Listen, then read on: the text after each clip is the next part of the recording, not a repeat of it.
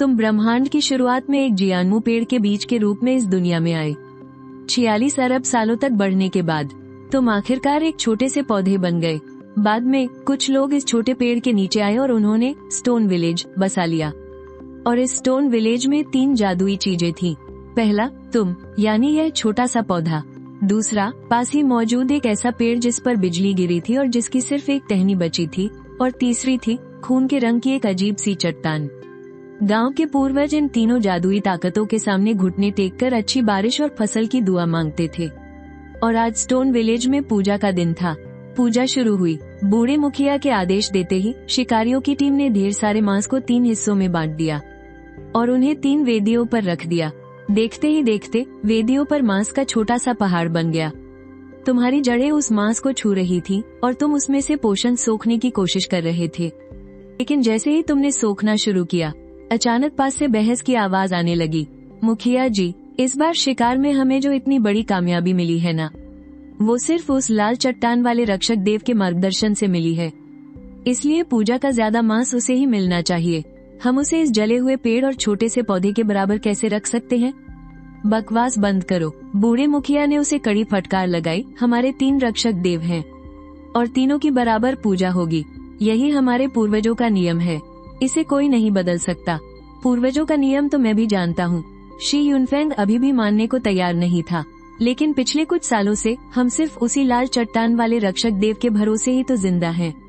इस विलो पेड़ ने तो कुछ किया ही नहीं है और उस कमजोर से छोटे पौधे की तो बात ही छोड़ दो। तुम उनकी बहस सुन रहे थे। जैसे ही तुमने फिर से मांस का पोषण सोखना चाहा, तुमने देखा कि तुम्हारे सामने रखा मांस पूरी तरह सूख चुका है और बगल वाले विलो पेड़ के सामने का मांस भी वैसा ही था। जब तुमने महसूस किया तो पता चला कि वो सब उस लाल चट्टान का काम था। उसने पूजा का सारा मांस निगल लिया था और पागलों की तरह उसकी सारी ताकत सोख रहा था। उसकी अपनी वेदी का मांस तो दूर की बात है, वो तो पहले ही पूरी तरह सूख चुका था। वहाँ सिर्फ सफेद हड्डियां बची थीं। जब तक लोग कुछ समझ पाते, वो तीनों वेदियों का सारा मांस डकार चुका था। कमीना कहीं का, तुम्हारे मुंह से गाली निकल गई। ये सब क्या हो रहा है? बूढ़ा मुखिया बुरी तरह डर गया। उसने सपने में भी नहीं सोचा था कि ऐसा कुछ हो जाएगा। देवता क्रोधित हो गए हैं। वो लाल चट्टान वाले रक्षक देव गुस्से में हैं। शी युनफेंग ने घबराकर कहा, मैंने तो पहले ही कहा था, ये सब उसी लाल चट्टान की मेहरबानी है। लेकिन फिर भी पूजा का मांस तीनों को बराबर दिया गया। क्या सच में ऐसा है? बूढ़ा मुखिया अभी भी सदमे में था। उसे कुछ समझ नहीं आ रहा था कि क्या करे। तभी गड़गड़ाहट की तेज आवाज हुई। अचानक मौसम पूरी तरह बदल गया। आसमान में जोरदार बिजलियां कड़कने लगी। एक विशाल बिजली सीधे उस लाल चट्टान पर आकर गिरी। वो चट्टान पूरी तरह से बिजली की उस भयंकर रोशनी में नहा गई। चट्टान की दरारों से भी बिजली की चिंगारियां निकल रही थी, जिससे वो और भी ज्यादा डरावनी और जादुई लग रही थी। यह नजारा देखकर हर कोई खौफ से कांप उठा। हालांकि इस बंजर जमीन पर अक्सर भयंकर तूफान आते रहते थे, लेकिन इतनी खौफनाक बिजली उन्होंने पहले कभी नहीं देखी थी। हे रक्षक देव, शांत हो जाइए। घबराया हुआ बूढ़ा मुखिया जमीन पर घुटनों के बल गिर पड़ा और सारे गांव वालों के साथ उस क्रोधित देवता के सामने सिर टेकने लगा। लेकिन उस लाल चट्टान पर इसका कोई असर नहीं हुआ। वहाँ से कोई भी जवाब नहीं आया। जवाब में बस बिजलियां और ज्यादा खौफनाक तरीके से कड़कने लगी और फिर से एक भयंकर बिजली जमीन पर आ गिरी। एक के बाद एक बिजलियां लगातार गिर रही थी। इस तबाही के आगे सभी के चेहरे पीले पड़ गए थे और सांसें अटक गई थीं। सब लोग अच्छी तरह जानते थे कि अगर इतनी खौफनाक बिजली निशाने से जरा सी भी चूक गई तो पलक झपकते ही दर्जनों गांव वाले मौत के घाट उतर जाएंगे। ये बात साफ थी कि ये सारी बिजलियां उसी लाल चट्टान ने बुलाई थी। वो सिर्फ अपनी ताकत का दिखावा करना चाहता था ताकि गांव वाले उससे और ज्यादा खौफ खाएं। रक्षक देव, शांत हो जाइए। आगे से आप जो रास्ता दिखाएंगे, शिकारियों की टोली सिर्फ आपकी ही पूजा करेगी। गड़गड़ाहट, बिजली की कड़क थोड़ी कम तो हुई, लेकिन पूरी तरह थमी नहीं। मुखिया जी, आप कुछ तो बोलिए। शी युनफेंग ने मुखिया जी की तरफ देखा, इस उम्मीद में कि वो कोई वादा कर दे। आखिरकार शी गांव के मुखिया तो वही हैं। किसी ने नहीं सोचा था कि रक्षक देवता इतने खूंखार हो सकते हैं। मुखिया जी ने एक गहरी सांस ली और कहा, अगर बात यही है तो फिर वैसा ही होगा जैसा तुम कह रहे हो। गड़गड़ाहट, आसमान में बिजली और बादलों की गरज थोड़ी और कम हो गई, पर अभी भी पूरी तरह शांत नहीं हुई थी। मुखिया जी और शी युनफेंग दोनों ही बहुत उलझन में थे। हमने तो हाँ कर दी है, फिर भी ये भयानक तूफान क्यों नहीं रुक रहा? इसका क्या मतलब है? तुम्हें भी इस वक्त कुछ समझ नहीं आ रहा था। कहीं ऐसा तो नहीं कि ये चाहता है कि हम बाकी दोनों रक्षक देवताओं को यहाँ से जाने के लिए कह दे? शी युनफेंग ने अचानक हैरान होते हुए कहा, ये कैसे हो सकता है? बिल्कुल नहीं, मुखिया जी ने फौरन मना कर दिया। लेकिन उनके इतना कहते ही आसमान से गिरती बिजलियां और भी खौफनाक हो गईं। इतनी भयानक जितनी पहले कभी नहीं थी। एक के बाद एक बिजलियां जमीन पर गिरने लगी। उनकी चमक और आवाज से लोगों के कान के पर्दे फटने लगे और आंखें चौंधिया गईं। सबके सिर दर्द से फटने लगे। ऐसा लग रहा था जैसे दिमाग सुन्न पड़ गया हो। अगर ऐसा ही चलता रहा तो पक्का किसी न किसी की जान चली जाएगी। मुखिया जी, शी युनफेंग ने बेबसी से कहा, अगर हमने इसकी बात नहीं मानी तो हम सब मारे जाएंगे। बात इतनी भी सीधी नहीं है। मुखिया जी ने जोर से डांटते हुए कहा, तुम्हें क्या लगता है रक्षक देवता क्या होते हैं? क्या वो गांव के पाले हुए कोई पालतू जानवर हैं कि जब चाहा रख लिया और जब चाहा निकाल दिया? हमारा शी गांव भले ही एक छोटी सी बस्ती है, पर हमारी विरासत सदियों पुरानी है। हम इस भयानक वीराने में सालों से टिके हुए हैं और अगले ही पल मुखिया जी ने एक जोरदार दहाड़ लगाई।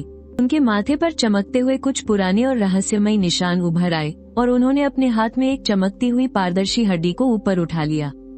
उस हड्डी पर भी कई गहरे और जादुई निशान बने हुए थे।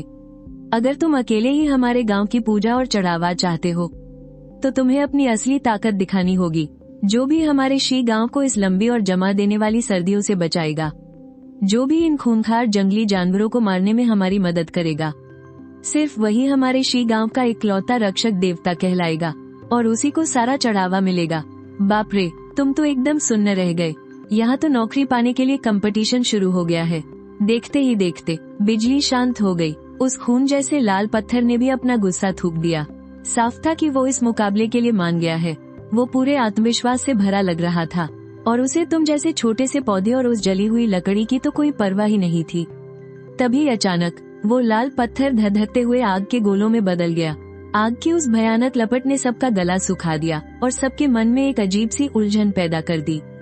तभी जमीन पर घुटनों के बल बैठे शी युनफेंग ने अचानक पागलों की तरह चिल्लाना शुरू किया, मुझे दिख गया, ये कोई चमत्कार है, ये हमारे रक्षक देवता का इशारा है। मुझे इस आग की रोशनी में पहाड़ों के बीच भेड़ों का एक बहुत बड़ा झुंड दिखाई दे रहा है। ये सुनकर मुखिया जी भी काफी जोश में आ गए। वो अच्छी तरह जानते थे कि सर्दियों के मौसम में भेड़ों के झुंड का मिलना क्या मायने रखता है। वो तो पूरे गांव के लिए साल भर का राशन था। शी युनफेंग ने अपनी खुशी को दबाते हुए कहा, ये इस लाल पत्थर का ही चमत्कार है। अगर हम सच्चे मन से इसकी पूजा करेंगे तो हमें कभी भूखा नहीं मरना पड़ेगा। युनफेंग, थोड़ा शांत हो जाओ। मुखिया जी बहुत अनुभवी और समझदार थे। तुमने अभी तक उन भेड़ों का शिकार नहीं किया है और फिर बाकी दोनों रक्षक देवताओं ने भी तो अभी तक कोई इशारा नहीं किया है। तुम अभी से कैसे तय कर सकते हो कि यही सबसे बेहतर है? शी युनफेंग कुछ बोलना तो चाहता था, लेकिन फिर उसने हामी भरते हुए सिर हिला दिया। सब लोग चुपचाप इंतजार करने लगे, पर उस जादुई पेड़ की टहनियां बस हवा के साथ झूल रही थी और तुमने भी अभी तक कोई इशारा नहीं दिया था। सच तो ये था कि अपनी जड़ों की मदद से तुम 100 किलोमीटर के दायरे में हो रही हर एक चीज को महसूस कर सकते थे। तुम्हें अच्छी तरह पता है कि शिकार कहाँ है और खतरा कहाँ, लेकिन तुम्हारे पास कोई चमत्कार दिखाने का तरीका नहीं है। और सबसे अहम बात, तुमने देखा कि खून जैसे लाल अजीब पत्थर ने जिस भेड़ों के झुंड का रास्ता दिखाया था, उसके पास खतरनाक बर्फानी भेड़ियों का झुंड छिपा है। वे भेड़ों को बर्फीले पानी के तालाबों में धकेल कर जमा देंगे। जो भी उनके बीच आएगा उसे वे अपना जानी दुश्मन मानेंगे। अगर शी गांव की शिकारी टीम ने बिना सोचे समझे वहां जाने की गलती की तो उन्हें भारी नुकसान उठाना पड़ेगा। जब तक चांद पेड़ों की टहनियों के ऊपर नहीं आ गया, तुमने और लियू शेन ने तब तक कोई हलचल नहीं दिखाई। तभी शी युनफेंग ने जोर से कहा, सब लोग अपने अपने घर जाओ, जल्दी से आराम कर लो, कल ही हम उन भेड़ों का शिकार करने जाएंगे। ये सुनकर बूढ़े मुखिया ने त्योरियां चढ़ाते हुए उसे रोका, बात इतनी भी सीधी नहीं है। बिना सोचे समझे कोई कदम मत उठाओ। शिकार पर जाने का फैसला कल मैं खुद करूंगा। शी युनफेंग अभी और बहस करना चाहता था, लेकिन बूढ़े मुखिया ने उसे घूरकर चुप करा दिया। ये देखकर बाकी लोग भी अपने अपने पत्थर के घरों में लौट गए। पूजा की जगह पर अब बस बूढ़े मुखिया ही बचे थे। वे शांति से उन तीनों रक्षक देवताओं के सामने खड़े हो गए और आधी रात के सबसे घने अंधेरे में ही उन्होंने बिजली से जली उस लकड़ी के सामने घुटने टेककर धीरे से कुछ कहा। उनके शरीर पर जादुई निशान चमकने लगे, जैसे वे किसी गुप्त विद्या से बात करने की कोशिश कर रहे हों। लेकिन लियू शेन एकदम शांत रही। बूढ़े मुखिया का चेहरा उतर गया। वे खुद से ही बड़बड़ाने लगे, कुछ बोलती क्यों नहीं? ये कोई अच्छा शगुन है या बुरा? तुम मन ही मन उसे उसके दोहरे रवैये के लिए कोसने ही वाले थे कि वो सिर्फ लियू शेन से पूछ रहा है, तुमसे नहीं। तभी बूढ़े मुखिया ने अचानक पीछे मुड़कर देखा। उसने तुम्हें घूरते हुए कहा, जियान मू। वो तेज कदमों से तुम्हारी तरफ आया। उसकी आंखों में एक अजीब सी चमक थी। तुम्हें लगा कि वो तुम पर भी अपना गुप्त जादू आजमाएगा। ऐसा होता तो तुम उसे भीड़ों के झुंड के खतरे के बारे में बता सकते थे। लेकिन एक गहरी सांस लेने के बाद वो अचानक मुड़ा और वहाँ से चला गया। तुम तो बस देखते ही रह गए। ऐसा लगता है कि तुम्हारे इस साधारण से रूप को कोई भाव नहीं दे रहा। तुमने मन ही मन ठान लिया कि तुम यूं ही हाथ पर हाथ धरे नहीं बैठोगे। तुम्हारा ध्यान उस हरे भरे पत्ते पर गया। उसका काम सिर्फ पोषण सोखने के अलावा और कुछ नहीं था, और वो बड़ी तेजी से सब कुछ सोख रहा था। तुमने सीधा अपनी जड़ों का सारा पोषण और बाकी पत्तों की जान उसी एक पत्ते में डाल दी। पलक झपकते ही बाकी सारे पत्ते सूखकर लाल हो गए। बस वही एक पत्ता और भी ज्यादा हरा और ताजा हो गया। ये सूखे हुए पत्ते तुम्हारी तरफ से एक चेतावनी थे। इसे तुम एक चमत्कार ही कह सकते हो। बस उम्मीद है कि शी गांव के लोग इसे समझ पाएं। जल्दी ही अगले दिन सुबह सुबह शी यूनफेंग ने गांव के चौक पर हजारों ताकतवर शिकारियों को इकट्ठा कर लिया। शी गांव भले ही नाम का गांव था, असल में वो दूर दूर तक मशहूर एक बड़ा कबीला था जिसमें दसियों हजार लोग रहते थे। सफर पर निकलने से पहले हिम्मत बढ़ाने के लिए शराब पी जा रही थी। शी यूनफेंग शराब का एक बड़ा मटका उठाए पूरे जोश में था। इस बार के शिकार में हमें बहुत बड़ी कामयाबी मिलेगी। पियो भाइयों पियो। उन हजारों ताकतवर आदमियों ने अपने प्याले उठाए और गटगटाकर पी गए। पीने के बाद उन्होंने अपने पत्थर के प्यालों को जमीन पर पटक कर चकनाचूर कर दिया। लेकिन तभी बूढ़े मुखिया ने अचानक आकर उनके सारे जोश पर पानी फेर दिया। आज का दिन अपशगुन है, आज शिकार पर नहीं जाना है। ये सुनकर सब सन्न रह गए। शी यूनफेंग भी काफी हैरान था। मुखिया जी, इतने बढ़िया मौके में अपशगुन कैसा? बढ़िया मौका? बूढ़े मुखिया ने तंज कसते हुए कहा, हमारे रक्षक देवता ने हमें पहले ही चेतावनी दे दी है। जरा अपनी आंखें खोलकर देखो। ये सुनकर शी यूनफेंग ने मुड़कर उन तीनों रक्षक देवताओं की तरफ देखा। लियू शेन की हरी भरी टहनियां हवा में लहरा रही थीं। खून जैसा लाल पत्थर अब भी अपनी पूरी चमक के साथ दमक रहा था। सिर्फ तुम्हारी हालत ही बदली हुई थी। उसने तुम्हें घूरते हुए देखा और उसके चेहरे का रंग उड़ गया। बस एक रात के अंदर तुम्हारे सारे हरे पत्ते लाल रंग में बदल चुके हैं। ये देखकर बाकी सब भी घबरा गए। एक रात में ही सब कुछ लाल, ये बहुत बुरा शगुन है। बूढ़े मुखिया ने ठंडी आवाज में कहा, इस सफर में खून खराबा और तबाही तय है। कैसी खूनी आफत? शी यूनफेंग मानने को तैयार नहीं था। साफ दिख रहा है कि इस छोटे से पौधे की आध्यात्मिक शक्ति खत्म हो चुकी है और यह बस कमजोर पड़ गया है। हर साल पतझड़ में लाल पत्तियां गिरती ही हैं, इसमें क्या अजीब है? उसे क्या पता, ये तो तुमने अपनी जड़ों का पोषण रोक दिया है ताकि उन्हें खतरे की चेतावनी दे सको। यही इकलौता काम था जो तुम कर सकते थे, लेकिन वो तो पहले से ही उस खून जैसे लाल पत्थर का अंधभक्त बन चुका है। उसकी नजरों में तुम जैसे जियानमू दिव्य वृक्ष की कोई अहमियत नहीं है। बकवास, बूढ़े मुखिया ने गुस्से में डांटते हुए कहा, ये पत्तियां रातों रात लाल हुई हैं, न कि पतझड़ की वजह से सूखी हैं। क्या ये किसी बड़े खतरे का संकेत नहीं है? शी यूनफेंग की बोलती बंद हो गई। बाकी लोगों ने भी सिर झुकाकर कानाफूसी शुरू कर दी। उनकी आंखों में झिझक साफ झलक रही थी। रक्षक देव का सम्मान करना इस महान जंगल के जीवों की फितरत है, भले ही तुमने आज तक कोई चमत्कार न दिखाया हो।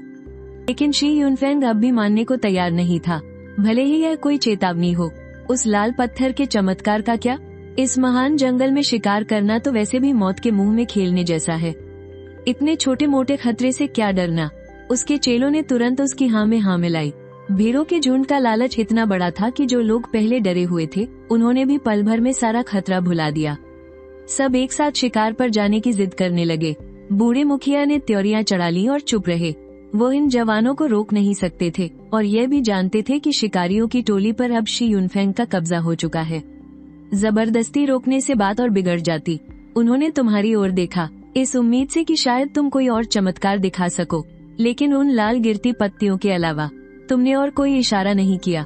खैर, बूढ़े मुखिया ने ठंडी आह भरते हुए कहा, ठीक है, मैं आज के शिकार की इजाजत देता हूँ, लेकिन एक शर्त है। अगर किसी परिवार से बाप और बेटा दोनों इस टोली में हैं, तो बाप वापस लौट जाए, अगर भाई भाई साथ हैं तो एक भाई वापस लौट जाए, जो घायल है या अपने माँ बाप के इकलौते बेटे हैं वे भी नहीं जाएंगे। वो बस कबीले के लिए कुछ लोगों को जिंदा बचाकर रखना चाहते थे। हालांकि शिकारी इस फैसले से खुश नहीं थे, लेकिन शी युनफेंग खुद को साबित करने के लिए बेचैन था, इसलिए उसने तुरंत सबको हुक्म मानने को कह दिया। जल्द ही आधे शिकारियों को पीछे छोड़ दिया गया। वे सब तुम्हें नफरत भरी निगाहों से देख रहे थे। उन्हें लग रहा था कि तुमने उनके फायदे के रास्ते में रोड़ा अटका दिया है। मुखिया जी, हम निकल रहे हैं, शी युनफेंग ने मुस्कुराते हुए कहा। इस बार हमें बहुत बड़ा शिकार मिलेगा, ज्यादा लालच में आकर कोई बेवकूफी मत करना। बूढ़े मुखिया ने सख्त लहजे में कहा, अगर तुम कबीले के सब लोगों को सही सलामत वापस ले आए तो यही तुम्हारी सबसे बड़ी कामयाबी होगी। हाँ हाँ हाँ मुखिया जी, आप अब बूढ़े हो गए हैं, आपकी वो जवानी वाली हिम्मत अब खत्म हो चुकी है। शी युनफेंग जोर से हंसा और बिना कोई जवाब सुने अपने आदमियों को लेकर वहाँ से निकल पड़ा। बूढ़े मुखिया जाते हुए लोगों को देखते रहे। उनके दिल की बेचैनी अब और बढ़ गई थी। वो बस यही दुआ कर रहे थे कि उनका डर झूठा साबित हो। जब सब लोग चले गए तो वेदी के सामने सिर्फ बूढ़े मुखिया ही बचे। वो तुम्हारे सामने आए और पूरी श्रद्धा से घुटनों के बल बैठ गए। उनके शरीर पर हड्डियों पर बने निशान चमकने लगे और उनकी आंखों में एक दिव्य रोशनी थी। हे दिव्य वृक्ष जियानमू, आपका शिष्य शी झेन्यू आपसे किसी इशारे की आस रखता है। उन्होंने बार बार माथा टेका, यहाँ तक कि उनके माथे से खून बहने लगा, लेकिन तुम्हारी तरफ से फिर भी कोई जवाब नहीं मिला। एक हल्की सी हवा का झोंका आया और तुम्हारी लाल पत्तियां एक एक करके नीचे गिरने लगी, मानो जैसे कोई देवता कुछ फुसफुसा रहा हो या इस महान जंगल के कीड़ों की आवाज हो। 1 महीने बाद शी युनफेंग अपनी शिकारियों की टोली के साथ वापस लौटा। उनकी टोली को भारी नुकसान उठाना पड़ा था। 1/3 ताकतवर योद्धा कभी लौटकर ही नहीं आए। जो जिंदा बचे थे वो भी ज्यादातर घायल थे, यहाँ तक कि कबीले का सबसे ताकतवर योद्धा शी युनफेंग भी। उसके चेहरे और शरीर पर काला खून पुता हुआ था और उसकी हालत बेहद खस्ता थी। इंतजार कर रहे बूढ़े कबीले के मुखिया को देखकर शी युनफेंग का चेहरा शर्म से झुक गया। कुछ कहने के लिए उसने होंठ खोले पर फिर सिर झुका लिया। चलो रक्षक देव की पूजा करते हैं। बूढ़े मुखिया ने उसका कंधा थपथपाया। अब कुछ मत कहो। शिकार से लौटने के बाद चाहे जीत हो या हार, गांव वापस आकर सबसे पहला काम रक्षक देव की पूजा करना ही होता है। मुखिया जी, ये मेरी नाकामी है, मैं शिकारी दल की सही से अगुवाई नहीं कर पाया। शी युनफेंग की आंखों में आंसू छलक आए। आप बेफिक्र रहें, मैं कबीले वालों को जरूर जवाब दूंगा। हमारे जो साथी मारे गए हैं वो सब अपने घरों का इकलौता सहारा थे। उनके जाने से शी गांव में ना जाने कितनी औरतें विधवा और बच्चे अनाथ हो गए हैं। बस करो। बूढ़े मुखिया ने एक लंबी आह भरी। इसमें मेरी भी गलती है। उन्होंने शी युनफेंग को दोष नहीं दिया, बल्कि खुद को ही कोसने लगे। अगर मैंने उसी वक्त शिकार पर जाने से सख्ती से मना कर दिया होता तो आज ये तबाही नहीं मचती। पर सच तो ये था कि उन्होंने भी एक कामयाब शिकार के सपने देखे थे। शी युनफेंग धड़ाम से घुटनों के बल जमीन पर गिर पड़ा और फूट फूट कर रोने लगा। चील की तरह निडर वो आदमी जो सिर कटवा सकता था, अपना खून बहा सकता था, पर आज तक कभी रोया नहीं था। पर इस वक्त वो गहरे अपराधबोध में डूबा था। दुख और शर्म के मारे उसे समझ नहीं आ रहा था कि वो अपने मरे हुए साथियों का सामना कैसे करेगा। वो भेड़िए बहुत चालाक निकले। उसने रोते हुए कहा, हम भेड़ियों को मारकर भेड़ों का झुंड ला सकते थे। कबीले के लोग भरपेट गोश्त खा पाते और तीनों रक्षक देवों को सबसे शानदार चढ़ावा चढ़ाते। मुझे खुद से नफरत हो रही है। सच तो ये है कि वो बहुत तजुर्बेकार था और उसने चप्पे चप्पे की निगरानी की थी। कई बार की लड़ाई में उनका ही पलड़ा भारी रहा, पर आखिरकार वो भेड़ियों के राजा के जाल में फंस ही गए और पूरी की पूरी टुकड़ी लगभग खत्म ही हो गई। कप्तान, हम आपको दोष नहीं दे सकते, एक योद्धा ने जोर से चिल्लाकर कहा। आपके बिना हम में से कोई भी जिंदा वापस नहीं आ पाता।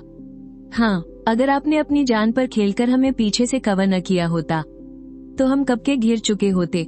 ये सब उस खूनी पत्थर की गलती है। उसी ने हमें वो भविष्यवाणी दी थी और वो एक धोखा निकली।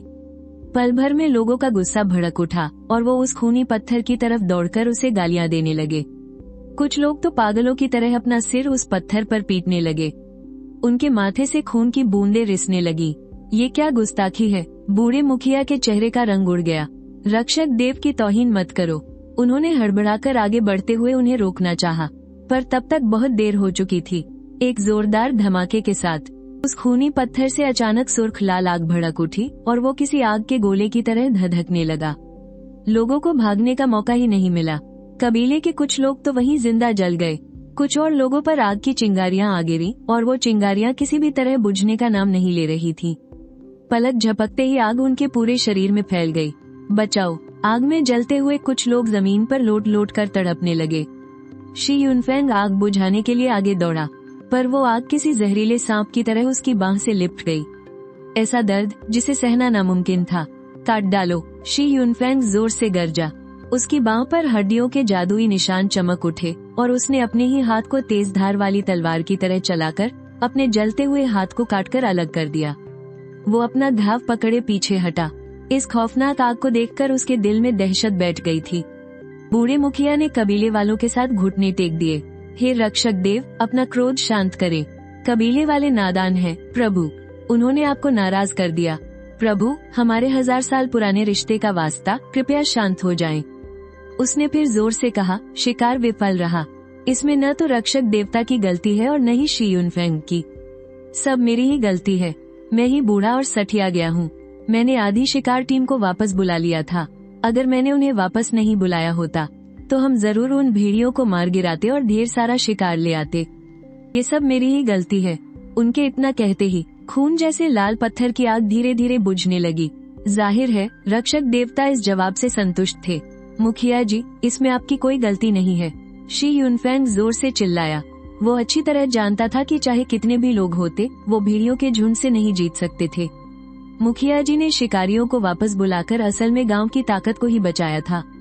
पहले उसे लगता था कि मुखिया जी बहुत पुराने ख्यालों के हैं, लेकिन अब उसे समझ आया कि मुखिया जी की सोच उससे कहीं आगे थी। बस करो, अब और कुछ मत कहो।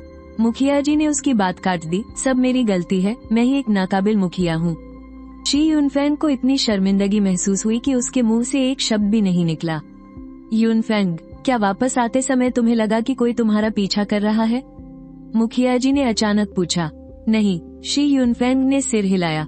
हम तो 10 दिन पहले ही वापस आ सकते थे, लेकिन उन्हें चकमा देने के लिए हम 10 दिनों तक जंगल के बाहरी हिस्से में ही भटकते रहे।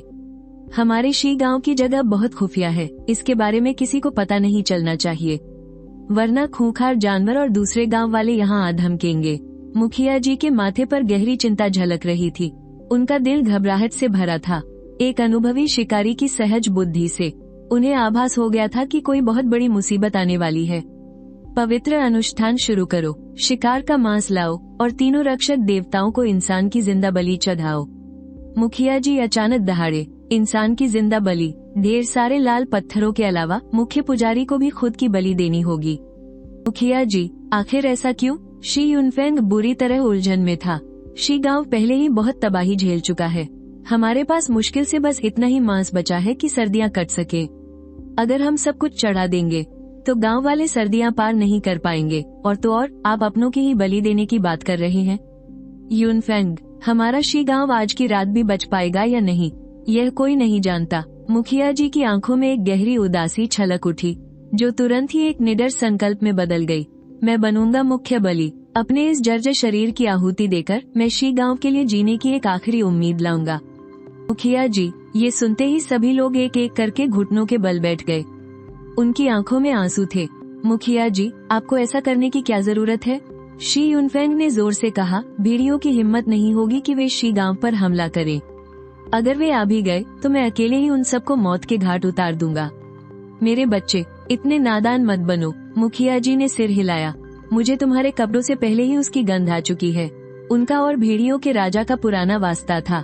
सालों पहले हुई भयानक टक्कर में दोनों को ही भारी नुकसान उठाना पड़ा था, और अब वो भेड़ियों का राजा मेरे बुढ़ापे का फायदा उठाकर हमारे पूरे कबीले का नामो निशान मिटाना चाहता है। मैं बहुत बड़ा गुनहगार हूँ। शी युनफेंग धड़ाम से घुटनों के बल गिर पड़ा और खुद को जोर से एक तमाचा मारा। मेरे बच्चे, खुद को दोष मत दो। बूढ़े मुखिया की आंखों में भयंकर हत्या का इरादा चमक उठा। वो मेरे लिए ही आ रहा है, तुम्हारे लिए नहीं। और वैसे भी अभी यह तय नहीं है कि जीत किसकी होगी और हार किसकी। मुखिया जी, हमने उनका ध्यान भटकाने के लिए जानबूझकर 10 दिन की देरी से वापसी की है, फिर भी हम उनसे बच नहीं पाए। शी युनफेंग का चेहरा अविश्वास से भरा था। बेटा, अब और कुछ मत कहो, महायज्ञ की तैयारी करो। बूढ़े मुखिया ने उसका कंधा थपथपाते हुए कहा। शी युनफेंग कुछ कहना चाहता था, लेकिन रुक गया और अंततः जोर से चिल्लाया, मेरे भाइयों, महायज्ञ की तैयारी करो। जी, सबने एक सुर में हुंकार भरी। सारे योद्धा बलि का मांस लाने के लिए गोदाम की ओर दौड़ पड़े। मेरे पुराने साथियों, क्या तुम मेरे साथ इस महायज्ञ में शामिल होने की हिम्मत रखते हो? बूढ़े मुखिया की आवाज किसी विशाल घंटे की तरह गूंज उठी, जिससे पेड़ों के पत्ते तक कांपने लगे। शुरुआत में किसी ने कोई जवाब नहीं दिया। धीरे धीरे सफेद बालों और दाढ़ी वाले बुजुर्ग अपने सबसे शानदार कपड़े पहनकर, अपने सिर पर 5 रंगों वाले दिव्य पंख सजाए, एक एक करके पत्थर के घरों से बाहर आने लगे। हर एक दिव्य पंख उनकी एक महान उपलब्धि का प्रतीक था। वे स्टोन विलेज के लिए उम्मीद की किरण जगाना चाहते थे। बुजुर्ग वेदी की ओर बढ़े और उनकी युद्ध की हुंकार से आसमान गूंज उठा। 5 रंगों वाला दिव्य पंखों का चोगा लाया जाए, बूढ़े मुखिया ने जोर से पुकारा। सबसे ज्यादा दिव्य पंख वाले 4 बुजुर्ग एक पत्थर की मूर्ति उठाकर लाए, जिसे दिव्य पंखों वाला चोगा पहनाया गया था। धूप में वे दिव्य पंख किसी अलौकिक रोशनी की तरह चमक रहे थे। गांव के सभी लोग एक एक करके घुटनों के बल बैठ गए। मूर्ति को भारी आवाज के साथ वेदी के सामने रखा गया। बूढ़े मुखिया उस पत्थर की मूर्ति के सामने घुटनों के बल बैठ गए। हे पूर्वजों, हमें क्षमा करना, आपके ये वंशज अपने कर्तव्य में विफल रहे हैं। बुजुर्गों ने मूर्ति से वो दिव्य पंखों का चोगा उतारा और उसे मुखिया को पहना दिया। बूढ़े मुखिया मूर्ति के सामने कुछ मंत्र बुदबुदाने लगे। शी युनफेंग और बाकी लोगों ने बलि का मांस तैयार कर लिया था। 3 संरक्षक आत्माओं के सामने मांस का एक छोटा सा पहाड़ खड़ा कर दिया गया। वह इस समय तुम्हारे प्रति गहरी श्रद्धा से भरा था। अगर उसने उस दिन संरक्षक आत्मा की चेतावनी को गंभीरता से लिया होता, तो आज ऐसी लाचारी न देखनी पड़ती। बूढ़े मुखिया ने ऊंची आवाज में कहा, मैं शी झेन्युए, स्टोन विलेज का मुखिया, ब्लड ट्रांसफॉर्मेशन क्षेत्र का योद्धा, जिसके पास 1 लाख पाउंड की ताकत है। अपने सबसे अच्छे वक्त में मैं दिव्य गुफा खोलने से बस 1 कदम दूर था, लेकिन अब मैं बूढ़ा हो चला हूँ और दुश्मन हमारे दरवाजे पर आ खड़े हुए हैं। हमारे पूरे कबीले के विनाश का समय आ गया है। जवानी में ही उन दरिंदों ने मेरी दिव्य गुफा का रास्ता रोक दिया था, और अब बुढ़ापे में वे जानवर हमें जड़ से मिटा देना चाहते हैं। ये बहुत बड़ा अन्याय है। मैं अपने सबसे पवित्र असली खून की 3 बूंदें अर्पित करने को तैयार हूँ। मेरी तीनों संरक्षक आत्माओं से विनती है कि वे हमारी पूरी मदद करें और मुझे अपना बदला लेने की ताकत दे। इतना कहते ही उनकी बाहों के बीच से असली खून की 3 बूंदें छलक आईं, जो हवा में किसी पिघले हुए पारे की तरह चमकते हुए तैरने लगी। बचपन में जादुई जड़ी बूटियां खाने के बाद पिछले 50 सालों से उन्होंने इसे अपने शरीर में सहेज कर रखा था। तब जाकर ये 3 बूंदें पारे जैसी शुद्ध बन पाई थी। अगर इसे मेरे लोग बच सके और हम दुश्मनों को खदेड़ सके, मैं खुशी खुशी अपनी जान कुर्बान कर दूंगा और मुझे इसका कोई पछतावा नहीं होगा। मुखिया जी, सभी लोग जमीन पर घुटने टेक कर फूट फूट कर रोने लगे। अपना सबसे पवित्र खून चढ़ाने के बाद अब शायद मुखिया जी के पास जीने के लिए केवल 1 या 2 साल ही बचे थे। रो मत मेरे बच्चों, बूढ़े मुखिया बहादुरी से जोर से हंसे। अगर खून की इन 3 बूंदों से मेरे 10,000 से ज्यादा लोगों की जान बच सकती है, तो यह कोई घाटे का सौदा नहीं है। हमारे मुखिया महान हैं, हम मरते दम तक आपका साथ निभाएंगे। उनके पुराने साथियों ने खून के आंसू रोते हुए हुंकार भरी। तभी अचानक एक जोरदार धमाका हुआ। खूनी रंग के उस दिव्य पत्थर में भयानक आग भड़क उठी और पलक झपकते ही उसने वेदी के सामने रखे सारे बलि के मांस को निगल लिया। यह इस बात का साफ इशारा था कि संरक्षक आत्मा ने उनकी प्रार्थना कबूल कर ली है। तुमने भी बिना देरी किए अपनी जड़ों से उस मांस को सोखना शुरू कर दिया, इस डर से कि कहीं वो खूनी पत्थर तुमसे आगे न निकल जाए। काले रंग का वो धधकता हुआ सूरज भी हलचल करने लगा। पहाड़ जितना मांस पलक झपकते ही गायब हो गया। यह नजारा देखकर बूढ़े मुखिया जोर से हंस पड़े। असली खून की 3 बूंदें शरीर में वापस समा गई और अचानक तुम्हें अपने अंदर एक अजीब सा बदलाव महसूस हुआ। वो हरी पत्ती जिससे बहुत उम्मीदें थी, अब और भी गहरी हरी हो गई थी, बिल्कुल किसी कीमती पन्ना पत्थर की तरह। उसमें से एक चमत्कारी दिव्य रस की बूंद भी टपकी, जो जियानमो पेड़ की जड़ पर गिरते ही तुरंत सोख ली गई। फिर अचानक तुम्हारे दिमाग में एक तेज गूंज उठी। हैरानी की बात तो ये थी कि अब तुम उन सारी जड़ों को कंट्रोल कर सकते थे। 100 किलोमीटर के दायरे में फैली हर एक जड़, चाहे वो पतली हो या मोटी, अब तुम्हारे इशारों पर ऐसे नाच रही थी जैसे वो तुम्हारे ही हाथ हो। तुमने बस मन में सोचा और पलक झपकते ही विशाल और मोटी जड़ें जमीन चीरकर बाहर आ गईं। उन्होंने उस खून जैसे लाल पत्थर को कसकर जकड़ा और सीधा गांव के दरवाजे से बाहर फेंक दिया। पूजा में बैठे सभी लोग हक्के बक्के रह गए। यहाँ तक कि बूढ़े मुखिया की भी हैरानी के मारे बोलती बंद हो गई। उस लाल पत्थर में अचानक भयंकर आग भड़क उठी। साफ दिख रहा था कि वो गुस्से से आग बबूला हो रहा है। पत्थर गांव के लोग बुरी तरह घबरा गए। सब हाथ जोड़कर मिन्नतें करने लगे कि उसे वापस अंदर ले आएं। चुप रहो सब, बूढ़े मुखिया ने कड़कती आवाज में सबको डांटा। ये तो बहुत ही शुभ संकेत है। हमारे दोनों रक्षक देवों ने हमारी मदद करने के लिए हाँ कर दी है। ये लाल पत्थर गांव के दरवाजे पर खड़ा है, जो भेड़ियों के झुंड को अंदर आने से रोकेगा। हमारे तीरंदाजा इसके ऊपर खड़े होकर ऊंचाई से दुश्मनों को आसानी से मौत के घाट उतार सकेंगे। तब जाकर सबको बात समझ में आई। उस लाल पत्थर की आग भी अब धीरे धीरे शांत होने लगी थी। मेरा 10,000 किलो का वो पुराना धनुष लेकर आओ, बूढ़े मुखिया ने दहाड़ते हुए कहा। उनके पुराने साथी एक भयानक प्राचीन दरिंदे की हड्डी से बना धनुष उठाकर लाए। मुखिया ने उसे बस एक ही हाथ से हवा में उठा लिया। उन्होंने अपने पुराने साथियों की तरफ देखकर मुस्कुराते हुए पूछा, क्या तुम लोग अभी भी धनुष की डोरी खींच सकते हो? सभी बूढ़े योद्धाओं ने तुरंत अपने अपने हड्डी वाले धनुष निकाले और एक साथ पूरी ताकत से डोरी खींच दी। धनुष मुड़कर एकदम पूरे चांद की तरह गोल हो गए। छोड़ो, उनके आदेश देते ही हवा चीरते हुए तीर छूटे और डोरी की तेज झनकार गूंज उठी। उसकी गूंज से पेड़ों के पत्ते तक कांपने लगे। उनके पुराने साथियों ने मजाक करते हुए कहा, अरे बड़े भाई, क्या तुम अब भी डोरी खींच पाओगे? कहीं बुढ़ापे की वजह से कमजोर तो नहीं पड़ गए? ये सुनकर बूढ़े मुखिया जोर जोर से हंसने लगे। मेरे तीर कमान लाओ, और हाँ, शराब भी लाना। शी युनफेंग शराब का मटका और तीर कमान लेकर आया। बूढ़े मुखिया ने मटके से एक बड़ा घूंट मारा, धनुष पर तीर चढ़ाया और डोरी खींच दी। तीर सनसनाता हुआ सीधा आसमान की तरफ उड़ चला और दूर रखी एक विशाल चट्टान में जाकर धंस गया। इस तीर को हमारी सरहद मान लो, जो भी इसे पार करेगा उसे मौत के घाट उतार दिया जाएगा। बूढ़े मुखिया ने रणनीति बनानी शुरू कर दी। 300 तीरंदाजों को 6 टुकड़ियों में बांट दो। एक टुकड़ी उस लाल पत्थर पर खड़ी होकर मौत के मुंह में लड़ने का काम करेगी। बाकी 5 टुकड़ियां उनकी जगह लेने के लिए तैयार रहेंगी। ये सुनते ही गांव के वीर योद्धा खुशी खुशी आगे आने लगे। देखते ही देखते टुकड़ी पूरी हो गई। तब शी युनफेंग ने आगे बढ़कर कहा, मैं शिकारियों की टीम लेकर तलवार और ढाल के साथ लाल पत्थर वाले रक्षक देव और तीरंदाजों की हिफाजत करूंगा। मुखिया ने तुरंत हाँ कर दी। 1000 लोगों की फौज के साथ गांव का दरवाजा संभालो, कोई भी पीछे नहीं हटेगा। उन 1000 योद्धाओं ने अपनी हथेलियां काटी और वो हरा खून अपने गालों पर मल लिया और सबने एक साथ जोश में हुंकार भरी, हम 1 इंच भी पीछे नहीं हटेंगे। आखिर में बूढ़े मुखिया ने कहा, हम बूढ़ों की टोली सेना के बीचों बीच रहकर मोर्चा संभालेगी। हम गांव की आखिरी ढाल बनेंगे। आसमान में आधा चांद किसी धारदार हुक की तरह चमक रहा था। पत्थर गांव के योद्धा हथियार ताने पूरी तरह मुस्तैद खड़े थे, लेकिन भेड़ियों का झुंड अभी तक नहीं आया था। रात ढलने लगी और जब अंधेरा सबसे घना हो गया, तब अचानक मुखिया ने अपनी आंखें खोली। वो आ गए। आग वाले तीर चलाओ। तीरंदाजों ने अपने तीरों में आग लगाई और डोरी खींचकर तीरों की बारिश कर दी।